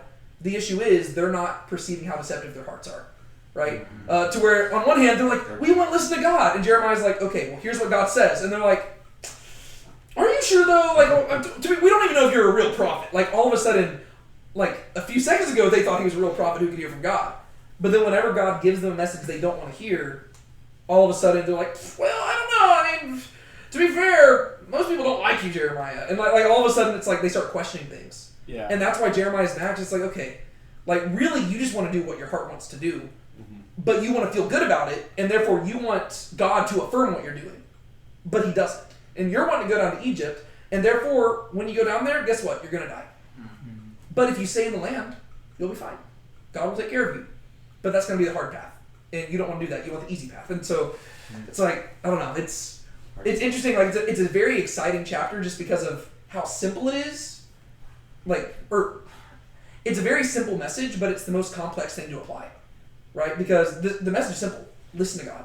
Hear him. That's all he wants, right? He's not asking a lot. He just wants you to hear him and obey, right? And in this case, it's very clear. Like, don't go to Egypt. Like, the command is like, very simple. Don't go there. But when it comes to applying it, it's hard. And that's like, we have to realize, like, that's in our life too, right? Like, all we're called to do is listen to God. That's it. Every single day, that is what you are charged to do. But how that looks in your life on a day-to-day basis, it's going to be complicated. And the reason why is because of our hearts. Yeah. And that is the whole purpose of Jeremiah saying we need new hearts, right? Like we need God to inscribe his commandments on our heart. We need a new covenant that will change our hearts and make us actually desire to be like him. Yeah. Because right now, like sin just gets in the way. Yeah. And like these people, I mean, they seem to genuinely think that their lives are in danger because of the Babylonians. Yeah. And so like, I mean, for us, like if I was in that situation, it's like it'd be easy for me to be like, well, the answer is clear for me because I'm not like invested, like I'm not emotionally invested in this like situation. But like if I was in there real time and everyone around me and the people that were like my leaders genuinely like we have to go, like they're gonna kill us. It's like it's a lot easier to it's a little hard. It's a little bit hard to be like, oh, okay, we'll stay, and you're like, but my life's on the line. Well, imagine you had good reason to believe that there were about a people like there were people who in 30 minutes were gonna invade this house and kill us all. And then you like ask like, I don't know, like I go like call Pastor Rob up. I'm like, hey, Rob, what do you think we should do? Like I want to know what God would tell us to do. And then he says, just hang out at the house. We'd be like, that is like that we didn't want that. Like first off, we did not expect that answer, and now that you gave us that answer, I don't think we want to listen to it anymore. You know, like it makes things more complicated because now it's like, you're being forced to trust God. Like, are you gonna trust that God because that means like those people might show up at the house and they could kill you or they could spare you, but you're just having to trust that God will provide whatever He's gonna give. You know, and like it forces you to where you no longer can take your life into your own hands, and that is just it's complicated and it's hard. So I don't know, it's a And we don't want to give up control. well, and We that's as humans, yes. yeah, that's the We issue want with the control. human heart. Well, it makes sense. We pick the option that makes sense to us, but God's always picking the path that doesn't have human sensibilities because He sees the picture that we can't. Well, and that's because He wants us to trust it, right? Like Yeah. His whole thing is He's saying, I want you to realize that you're not in control, and therefore I'm going to ask you to do the thing that probably doesn't make sense to you, right? It's like, I know that if you want to go to Israel, like if you're leaving Egypt, you want to go to Israel, you probably want to go the straightest route, which is by land.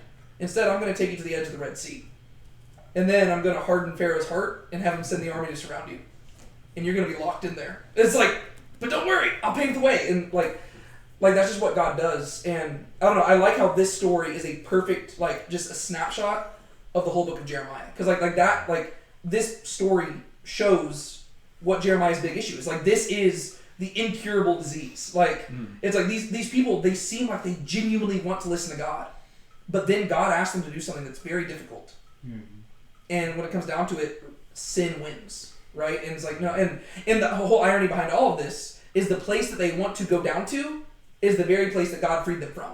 You know what I mean? Like, so it's like that adds an extra layer to it, because like the whole thing is that sin is the thing that leads them into captivity. And now, because of their sin, they are wanting to go back to the very captivity that God delivered them from. And that's like literally a picture, like that's a portrait of our entire lives. Like, whenever God had, like with Jesus, He's delivered us from sin. But whenever we choose to continue sinning, we're just going back to the same slavery from which we've been freed.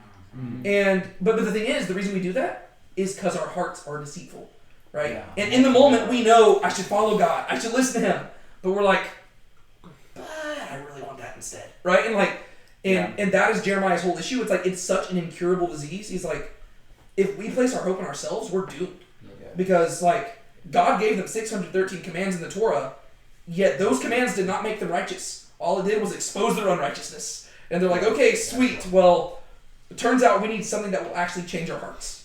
And this chapter just does a good job of just picturing, like it's a good snapshot of the whole problem. Yeah, and it also makes you think of like right after the original Exodus, when the people like, was it because they started getting like thirsty or hungry, and they said they want to go back to Egypt, and they said that like they prefer, it'd be better to be a slave in Egypt than like to die out here. Yeah. And like they literally start describing Egypt as a land flowing with milk and honey. It's like, oh my gosh. yeah, and then earlier in this, God said, have I become a wilderness to you, that you would go back to Egypt? Yeah. It also is kind of sad because it kind of portrays it as like, in however many years have passed, like what, almost 1,000 years at this point, between the Exodus and now, it's like nothing's changed. Yeah. Which again goes back to the theme of the book. It's just nothing's changed. Well, yeah, it's literally Garden of Eden all over again. Slavery all over. It's just the same thing. It's like, like there is literally a disease that is not like, it seems incurable because God has tried so many different things, yet it's the heart that's the issue, and like that's why it's frustrating, because you're like, oh my gosh, like what can we do? Like, how are we gonna, like, we literally need new hearts. That's the problem. And yeah. Also, what time is it really quick? It's 8:36. Okay. This is just a little footnote because it was just one verse that it took 10 days for Jeremiah to have the message for the people. And I just thought it was interesting because God's outside of time. You can have the message given immediately. Why specify 10 days?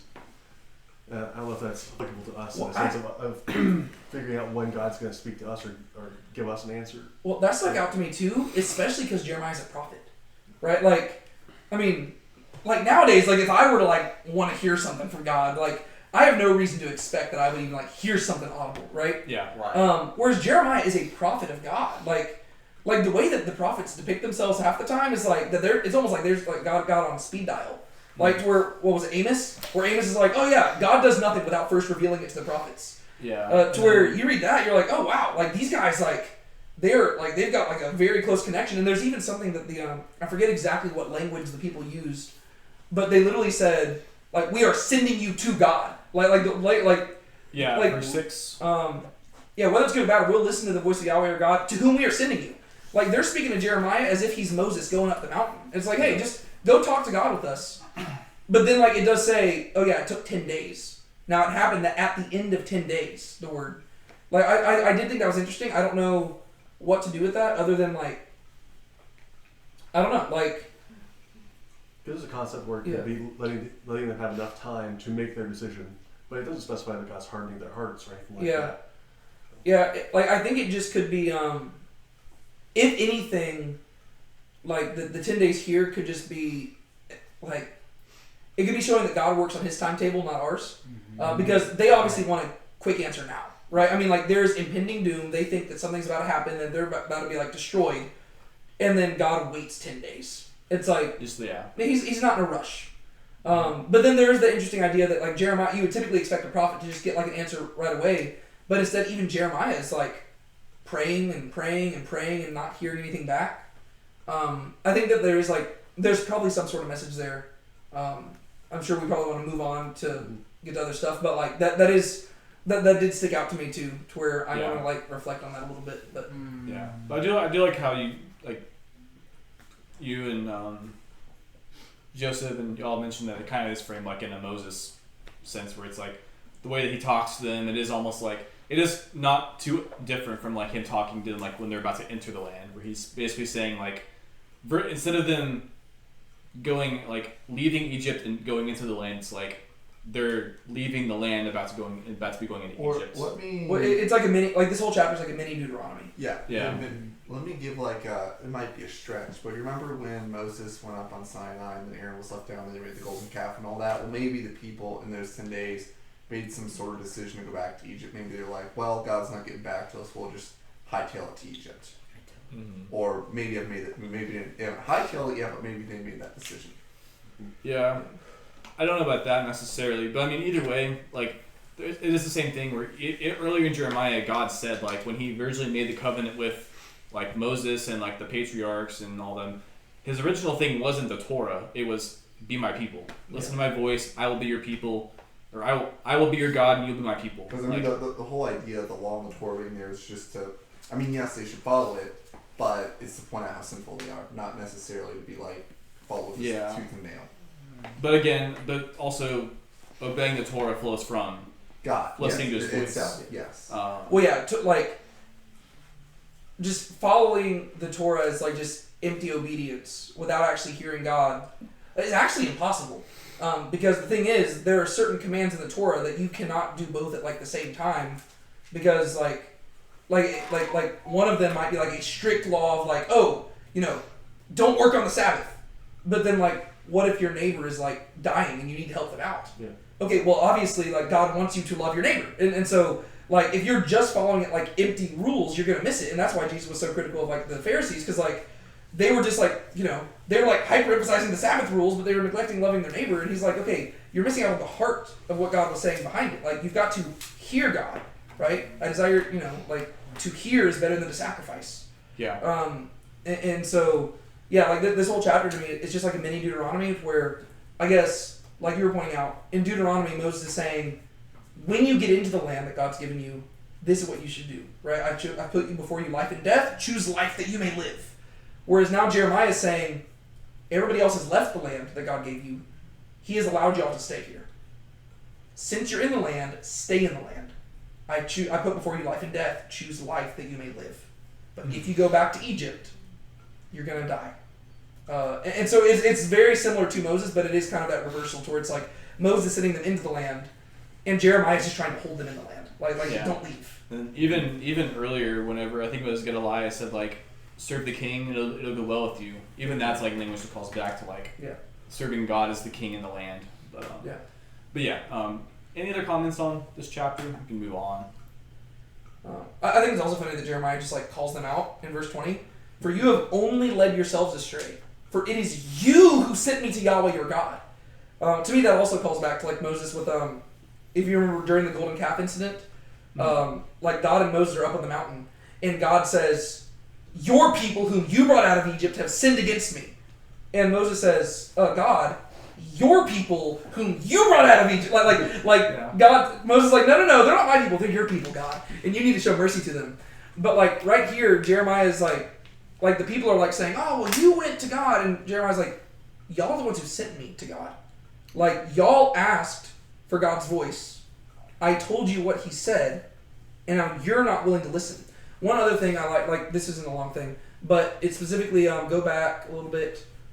It says that Jeremiah heard. This is a previous slide. Where was it at? Verse 4. Verse 4? Oh, yes. Okay, so you see how the word you there, like it says, I have heard you? The word you is in italics. That's because in the original Hebrew, the word you is not there. And I wish that we left the word you out of there because it's ambiguous. It just says, I have heard. Like, so they say, go and talk to God and let us know what he has said and we will listen. And Jeremiah says, I have listened. And he doesn't say, I've listened to you. He says, I've listened in Hebrew. And so it's ambiguous as to who is he listening to, the people or to God. And I think that's intentional. Whereas whenever you add the word you there, it makes it like that's a translational choice. I think that it's intentionally, I think the Hebrew intentionally leaves that out. Because really Jeremiah is listening to God, not the people. Right? Whereas he's like, no, I'm listening to God. The question is, who are you going to listen to? And then once he listens to God and gives them the message, they don't listen. And so I think that also stuck out to me. But anyways, we can probably move on. Yeah, we can go move on. But it happened that as soon as Jeremiah, whom Yahweh their God had sent, had finished speaking to all the people all the words of Yahweh their God, that is, all these words, Azariah the son of Hoshea, and Johanan the son of Kareah, and all the arrogant men said to Jeremiah, you are speaking a lie. Yahweh our God has not sent you to say, you are not to enter Egypt to sojourn there. But Baruch, the son of Neriah, is inciting you against us, to give us over into the hand of the Chaldeans, so they will put us to death or exile us to Babylon. So Johanan the son of Kareah, and all the commanders of the military forces, and all the people who did not listen to the voice of Yahweh, to stay in the land of Judah. But Johanan the son of Kareah, and all the commanders of the military forces, took the entire remnant of Judah, who had returned from all the nations which they had been banished, in order to sojourn in the land of Judah. The men, the women, the little ones, the king's daughters, and every person that Nebuzaradan, the captain of the bodyguard, had left with Gedaliah the son of Ahikam, and grandson of Shaphan, together with Jeremiah the prophet, and Baruch the son of Neriah. And they entered the land of Egypt, for they did not listen to the voice of Yahweh, and went in as far as Tapanes. Then the word of Yahweh came to Jeremiah in Tapanes, saying, take some large stones in your hands, and hide them in the mortar and the brick terrace, which is at the entrance of Pharaoh's house in Tapanes, in the sight of some of the Jews.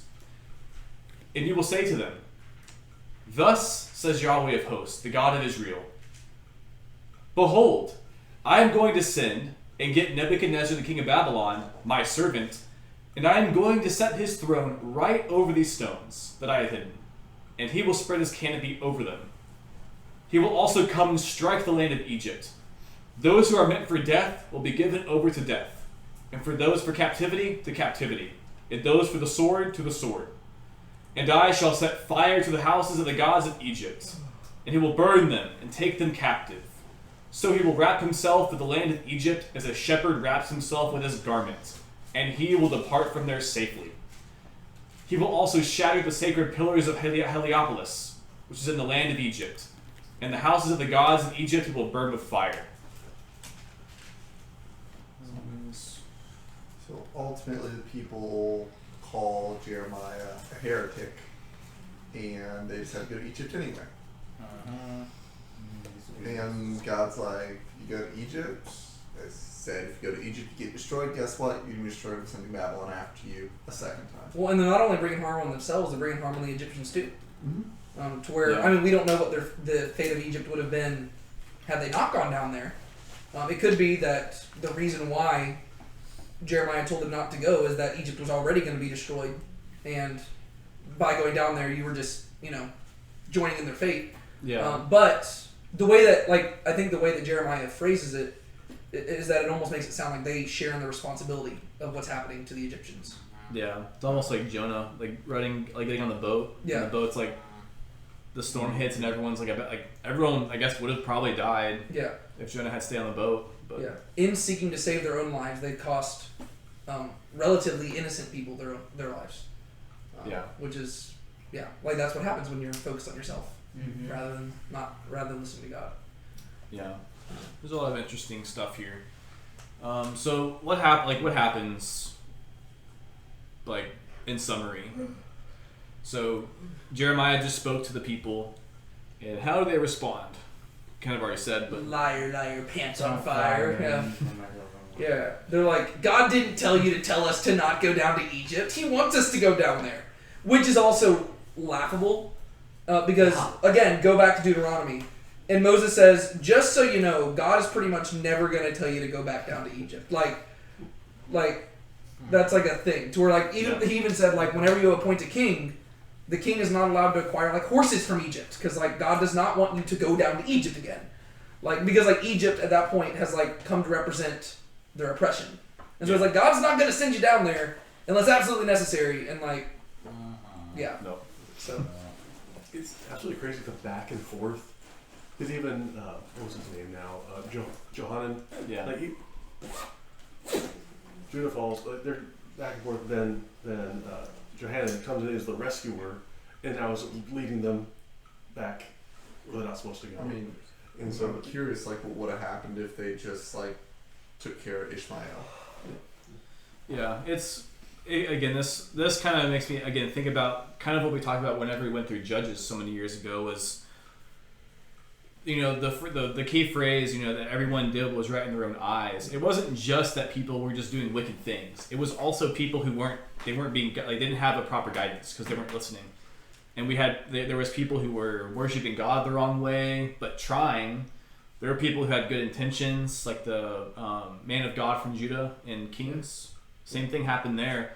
He didn't act wickedly, but he still disobeyed and he died as a result. And these were all people who were they were trying to obey, and sometimes but they weren't listening to God. They didn't have God guiding them, and so they're just, as the Bible sometimes says, they strive after wind. It's like trying to follow the wind, you just end up running off a cliff. And so I think the same thing here, like people like Johanan, he's not a bad guy, but he is not listening to God, and so he's still doing things as he thinks he needs to do them. he's a good worldly leader, but he's not a good spiritual leader. To where he's just trying to do what he can do to save the people. And so that's why he's like, hey, you want me to go kill that guy? I'll go kill him. Right? And then, okay, that guy, like you didn't listen to me, so I'll go save the people that have been taken captive.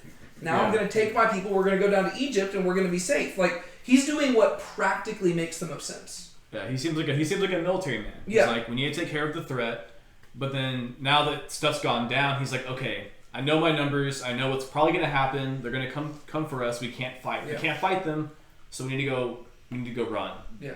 Which, again, it makes sense practically, but whenever it is still doing things, doing what is right in your own eyes. Yeah. Well, and that's why you can see why they would so quickly dismiss Jeremiah, right? Yeah. Because like for us, we laugh. We're like, of course God would tell them to not go down to Egypt. But basically, what they're saying is God would never tell us to do something so impractical, right? It's like, come on, God's logical. He's smart. Why on earth would He tell us to stay here? Like that's like the dumbest thing you can do, Jeremiah. Like you're just asking us to die. And if you view it from that perspective, it makes more sense why they would go and do this, right? Because from their perspective, God is asking them to do something that makes no sense. And I think that that's something that practically could apply nowadays too, because I think that it's very often the case where people don't listen to God because they think that His commands just don't make sense to them, right? It's like, oh, well, that's just not practical. Like, we live in a different culture, we live in a different time. We got to change with the times, and God would never ask us to be that way. So let's just, Yeah, I think it's also something where, like, it's not a reversal of, but, like, you see in certain interactions with God, like Moses and David, where either implicitly or explicitly, the decisions they do or the way they respond to God do hinge on, like, promises. Where, like, with Moses, God said, I'm going to destroy the people. He said, think of your glory, right? Yeah. Think of what you've already said you're going to do. The same thing with David, where like he didn't. I don't know if there's anything explicit, but like implicitly, he knew that he wasn't going to die before he became king, and so he had those things to write off of. For these people, their thing is we're the remnant of Judah, and so to them being told to stay, it sounds like, well, God, if God did that, or if we did that, then we'd be destroyed, and that would be that like, God wouldn't destroy His own nation, but like in a modern sense, like in a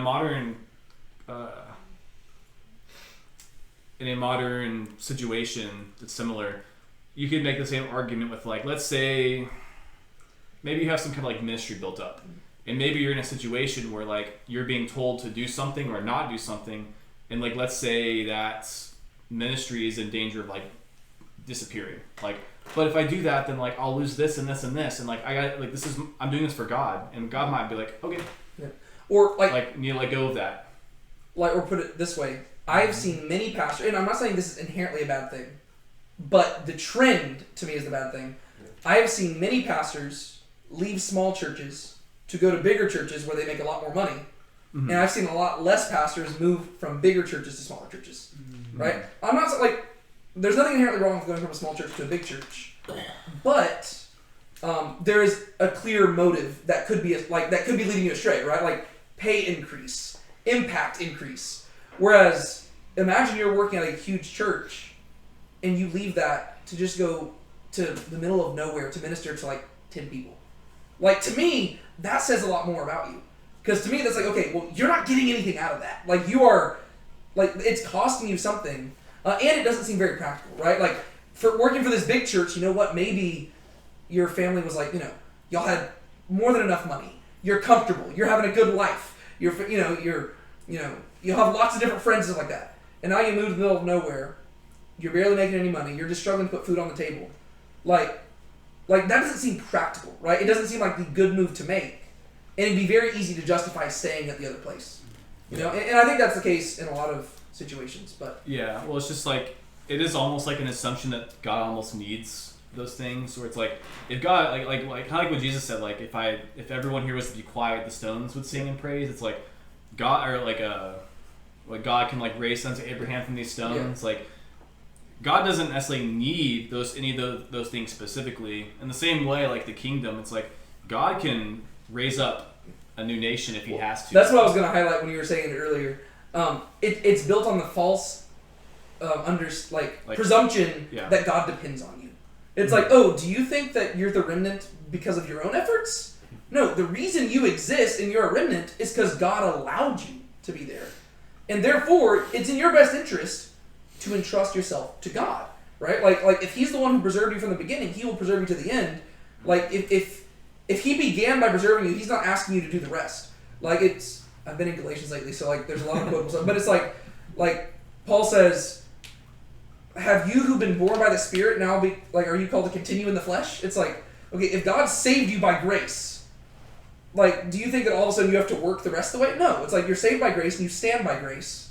Like, you're called to depend on God, right? And yes, you're called to obey Him, and your actions should flow from obedience, but like, don't think that God needs you, right? Like, if you think that this ministry hinges on you, that's a problem, right? If you think that like the salvation of the world, or like no, it's like humble yourself and realize God doesn't need you, right? Like, even if you were to walk in total disobedience to Him, He can find a way to accomplish His will. Sure, would that impact the world? Yeah. I mean, we do have the responsibility, like, if you walk in disobedience, there might be somebody who doesn't hear the gospel, and that is on you. Mm-hmm. But the thing is, you're not going to upset the entire plan of God. Like God can work through things, and... I mean, Judah betrayed Jesus, and he thought that he kind of messed everything up, but God worked with it. Yeah. Like one thing, like, with the Jonah story, like, I've heard so many stories where it's like, hey, if you're running away from God, He will chase you down, and He'll bring you back. Maybe. Right? In the Jonah story, that's what happened. But I've always wondered, like, how many stories are there that aren't like Jonah's, where, like, there's a person who got up and ran, and God just said, okay, that's fine. I'll find somebody else. Right? Yeah. The Jonah story is cool because we see that God is willing to chase you down and stuff. But all because He chases you down doesn't mean that you're all of a sudden in His will, because the Jonah story doesn't end very well for Jonah. But, yeah, so, like, we just gotta realize God doesn't depend on us. And that's actually a beautiful thing. Right? If God depended on us, then His love would seem conditional. Well, it's conditional. Like it's like the only reason he is willing to send his son to die for us is because for some reason he like wants us to sing his praise. Like it'd be like he was lacking something. Whereas the thing is, God lacks nothing. Like he doesn't need us. Instead, he wants us, and that's actually so much more beautiful, right? It's like whenever you have a friend who like if they only message you when they need something, okay, that might be a good friend, but like the best friends are the ones who are just like, hey, how you doing? Okay, like they just like they don't need anything from you. They just want to be with you, right? And like that's how God is. I don't know, like, but for some reason I think it's because we view ourselves as the main characters of the story a lot of the times. We want to think that God needs us, right? Like we read all these stories about like Abraham and David and stuff, and like we're like, yeah, like I'm the hero of the story. But even they like the thing that made Abraham and David so special is they realized they weren't the heroes of the story. Right? Like we get the wrong message out of it. Like we're like, oh yeah, God's gonna take down my giants. It's like, okay, but like David didn't view himself as the hero in that story, right? Like the whole thing, David wasn't like, I am so amazing that I will fight this. No, he's like, God will do it. Like David realized that God was the hero, and that's how that story unfolded. Yeah. Abraham only moved down to the land because he recognized that God was worth listening to. Moses was only able to do all that stuff because he realized that God was the main character. Whereas for us, we get the wrong stories and we're like, I want to be Abraham and Moses and David. I want to be something big. It's like, that's not, like, no. You're getting the wrong message out of that. But, yeah. Side anecdote on God using us, and then also you're mentioning different churches. There's a whole concept of, well, you want your church to grow, so give a lot of light, easy messages, give everyone milk, bring in lots of people, have the church grow, because bigger numbers means better, like you're doing more for the kingdom, right? And you're just trying to bring people in. I don't know if you guys know the story of Jack Hibbs, pastor of Calvary Chapel, Chino Hills in California. But I forget who he was under, but he was basically taken into a guy's office and told, having not gone to seminary, not done anything ministry really, it's like, what do you want me to do? So you're gonna be a pastor. The guy gets up and walks out, and so the Jack is just sitting in the office for like 2 hours, just like waiting for the guy to come back. Like, where is he? Goes to the main reception lady. It's like, oh yeah, he left. So basically, yeah, you're the pastor. You're pastor now. It's like, I don't have a church. I don't have anything. It's like, okay, well, yeah, do it in your house. So like, he had homeless people like staying at his house, and he would just give sermons to these homeless people.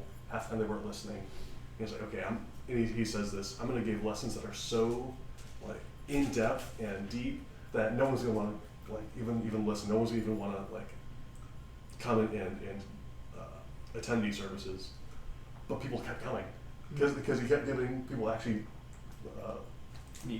actual meat. And so despite his efforts, like I'm going to try and deter people, that's actually what God used him, how God used him. And one thing that, like, just on that same note, one thing that always drives me nuts, so we've talked about it in this Bible study before, but like the way that our churches define success oftentimes is a very worldly and business-minded way of success. Yes. Because the thing is, based on how churches define success nowadays, Jeremiah was an utter failure. Yeah. Because Jeremiah did not have a huge congregation. Like, this dude was rejected his entire life. Based on Jesus the same way. Like, Jesus preaches one sermon in John chapter 6. He starts off with thousands of people listening to him, and by the end, it seems like it's basically got down to, like, the 12 disciples, like the apostles. Like, do you know how, like, that'd be terrible. Imagine that, like, I went to go preach a sermon at, like, a mega church, and by the end of the sermon, 45 minutes later, it's like only my closest friends are there. Like, from a worldly perspective, that would be considered an utter failure. And so it actually always bothers me whenever people are like, oh yes, God has really blessed my ministry because there's all these people coming. All because there's a lot of people doesn't mean that God's blessing you. I mean, it's possible, but you'll notice that there's also a lot of traffic at car wrecks too. All because there's a lot of people doesn't mean it's a good thing. It can also be a bad thing as well. And it's even the same way in other things. It's like, oh, God blessed me with a promotion. Well, just give it some time. That promotion could be the worst thing possible for you because it might make you greedy and it might turn you away from God. Mm-hmm. Like, that promotion could be a blessing depending on what you do with it. Mm-hmm. Like, a big church could be a blessing depending on what you do with it. But don't just assume it's a blessing because it's bigger and better and shinier. Ironically, that could be a trial of its own. Exactly. No, to see how you handle it. Biblically, it seems like prosperity is the greatest trial of all. Like, whenever people are suffering, that's whenever they're like, oh, I love God. And, like, they're actually seeking God. Whereas whenever things are going really well, that's whenever they, like, stop following God and stop focusing on Him. So usually prosperity is the biggest trial, and the reason it's the biggest is because it's the trial people don't realize they're in. Like they're like, oh, everything's going good. Wow, I can't think of anything that's like I'm being tested with, and it's like, yeah, that's the problem. Like you're in the middle of a test and you don't realize it. Like you are sinking deep into quicksand, Yes. and you're only going to realize it when you're drowning. It's like that's a problem. But The only good, healthy approach is, like, God, my circumstances have changed. I'm thankful that you're with me. What do I do now? well, yeah, it's Whether like you lost your job or you got a promotion. yeah, you have to seek it. Like I mean, even recently with like a more personal note, whenever I left my job at the school, I was like oh man, like I was like in like just this whole place where like I think we talked about this when we were at Black Pine, to where I was like, oh my gosh, God, what are you doing? Like I did not understand at all, and I didn't see how anything good was going to come from this. But then God worked things out to where I'm currently in a place where I'm making, like I was already making very little money. I'm making significantly less money now, and having arguably a way smaller impact. But I could see how God is working through that in a better way, and it's shaping to me like that's kind of interesting. To where it's been like less than a year, and I'm already like, oh, this is actually it's kind of exciting. To where it's forcing me into a state of trust, but it's also forcing me to like revalue like reassess how I value things, because I think that it's so easy to let like the worldly we think, oh, if I want to be faithful to God, I want to impact thousands of people, and it's like we all want to be Billy Graham, and it's like we're not Jeremiah was not Billy Graham, right? And I don't know, like it's just interesting to keep in mind. Anyways, that was probably a big tangent from the actual chapter. You're good. But it just got very practical, I guess. Yeah, well, which is good. Another thing I just noticed, it's not like the most significant thing, but also, I thought about it earlier and I forgot to mention it, but the word like sojourn pops up a lot more as you get through these chapters, and I don't know, but I kind of, whenever I read that, I start getting like to me sojourn makes me think like patriarchs, like basically pre-dwelling in the land, like wilderness / patriarchs, and it just kind of goes with the whole theme of like a lot of this is like an unfolding or like a reversal of like they're going back in time, like where they're being undone as a nation essentially. Yeah, it's a reversal. And then also just the very end where God talks about like he kind of says like that both him and Nebuchadnezzar will be like essentially like smiting the gods of Egypt. I just find interesting. I just think it's so interesting how he calls Nebuchadnezzar his servant. Like, yeah, it's just the levels of theology behind that are so cool to me. Just like the idea that you've got the God of Israel, which is a tiny little nation, speaking of the king of the largest empire of that time period, and he's calling him my servant, and he sends that king to destroy his own people. It's like that. If that doesn't let you know who the God of Israel is and how complex his plans can be, I don't know what does. Because so God of a tiny little nation sends king of huge empire to destroy his own people and says, yeah, that's my servant.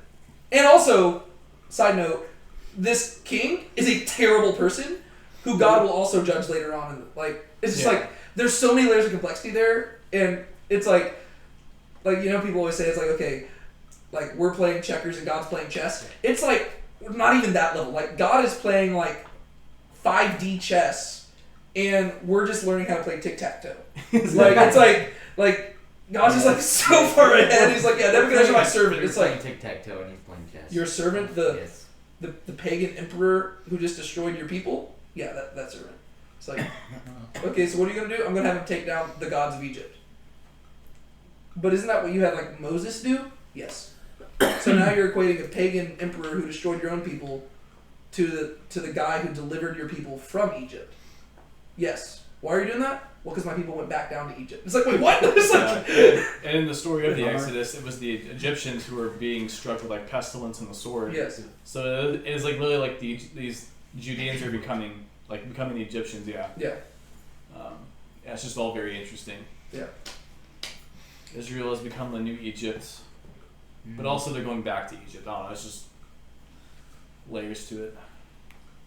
And I shall set fire to the houses of the gods of Egypt, and will burn them and take them captive. So he will wrap himself with the land of Egypt as a shepherd wraps himself with his garment, and he will depart from there safely. It's Yeah. like the imagery is just like it's just fun. I It's love it. it's funny. Yeah. Plus, they almost built an altar. It's stacking stones, but Yeah. Oh yeah, just the imagery of that. He's like, hey Jeremiah, put some stones there. All right, guys, here's the message. See these stones? Nebuchadnezzar's gonna have a throne on top of them eventually. Why? Oh, because y'all went down here like total idiots. It's just. I also feel bad for Jeremiah because poor guy was taken down there with him. You know, it's like he's like, don't go down to Egypt. They're like, we're bringing you with us. It's like, are you serious? Like, Guys, come on. Yeah. Yeah, they're. Yeah. I really wish you could go through the next chapter too, but yeah, it's like 30 verses, I think. yeah. I looked and I was like, yeah, it's too many verses. If we'd been at the end of chapter 44, we might have had time for chapter 45 because 45 is literally 5 verses long. it's like a very short chapter. Dang.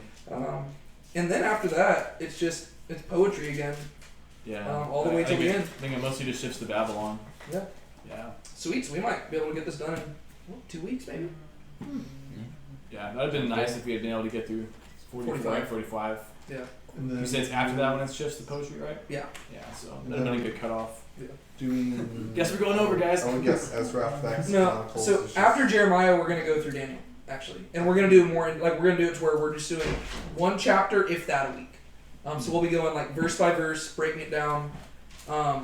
We'll probably go for one chapter a week for the first few weeks, and then once we get to the more prophetic stuff in Daniel, we might slow it down even more because that is some of the more some of the most complicated stuff to handle, and we'll probably be having to talk about like all sorts of different interpretations and stuff like that.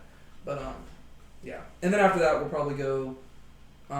I think Ezra, Nehemiah. Well, we'll probably do an overview of Ezekiel, maybe. I don't Yeah. know. We'll figure that out. But Yeah, I think Ezekiel would be good to go through some capacity, but yeah, that's the only thing is Okay. it's a really long book too, so it's like yeah. if we With Ezekiel, I want to go through quicker because I do want to get to the New Testament at some point. Because we've been in the Old Testament for like 5 years or 6 years. 6 years. And that's funny because we didn't even cover any of the Torah. We just started with Judges, and we've been in the Old Testament for a while. Like I'd like to get some New Testament stuff. yeah, which I guess to be fair, we've been doing like some of the epistles in between. Yes, that's true. That's true. And we could always still do that if you want Yeah. in between this and Daniel or something. Yeah. I mean, it makes sense the order of stuff, right? You're trying to get through the exile before we get through what's the name of the empire? King Cyrus, Persian. the Persians, Yeah. and then the Persians let them in and rebuild and whatnot. Yeah. Yeah, so I think the goal will be we'll do Daniel, and then we might do an overview of Ezekiel or something like that. And then we'll probably do Ezra and Nehemiah. But even Ezra and Nehemiah, we'll probably try to do like 2 to 3 chapters a week, maybe. Mm-hmm. And then we'll probably just go into the New Testament. We'll probably pick one of the Gospels, and then, That'd be good. maybe just go straight to Revelation. Skip all the epistles. Do Just Do it. that'd be wild. Do you know how long it would take us to go through Revelation? Actually, I feel like it probably wouldn't take that long since we've done so much Old Testament stuff. Yeah. I guess it just depends on how in depth we went, but Yeah. we'll see. I mean, Revelation, you could, if you wanted to, you could really draw it out. You could have speculation arguments. And No, we would not like. So my goal would to not. I don't want to just do empty speculations. Like, but yeah, we'll figure that out. That's probably like 3 or 4 years from now at this Yeah, no point. kidding. So- Is there any other comments y'all wanted to make on the text or anything y'all just wanted to say about application, chapter, questions? All right. So want to Oh no, it's not. so want to pray us out? I'll pray for us. Lord, I thank you for your word. I thank you for allowing Sean to lead us through it and giving him wisdom as he guides us through it. I thank you for every single person in this room, Lord, that you have allowed to be here. I pray that you will equip us, God. You will help us leave here having heard your word and processed it, and that we'll continue to process it, God, and that you will transform our hearts and help us recognize how we also are often deceived by our hearts and how we often are led astray, God. And I pray that you will equip us to live for you, that you will help us be shaped by your word, that you will not let your word return void, and that you will not let any of the words that were spoken tonight fall to the ground. But help us leave here, God, more equipped to live for you, to love those around us as you have loved us, and as you continue to love us. and ultimately to glorify you. Draw us closer to you than ever before, and help us desire nothing more than to be as close to you as possible. We love you, Lord, and we praise you. To your name we pray.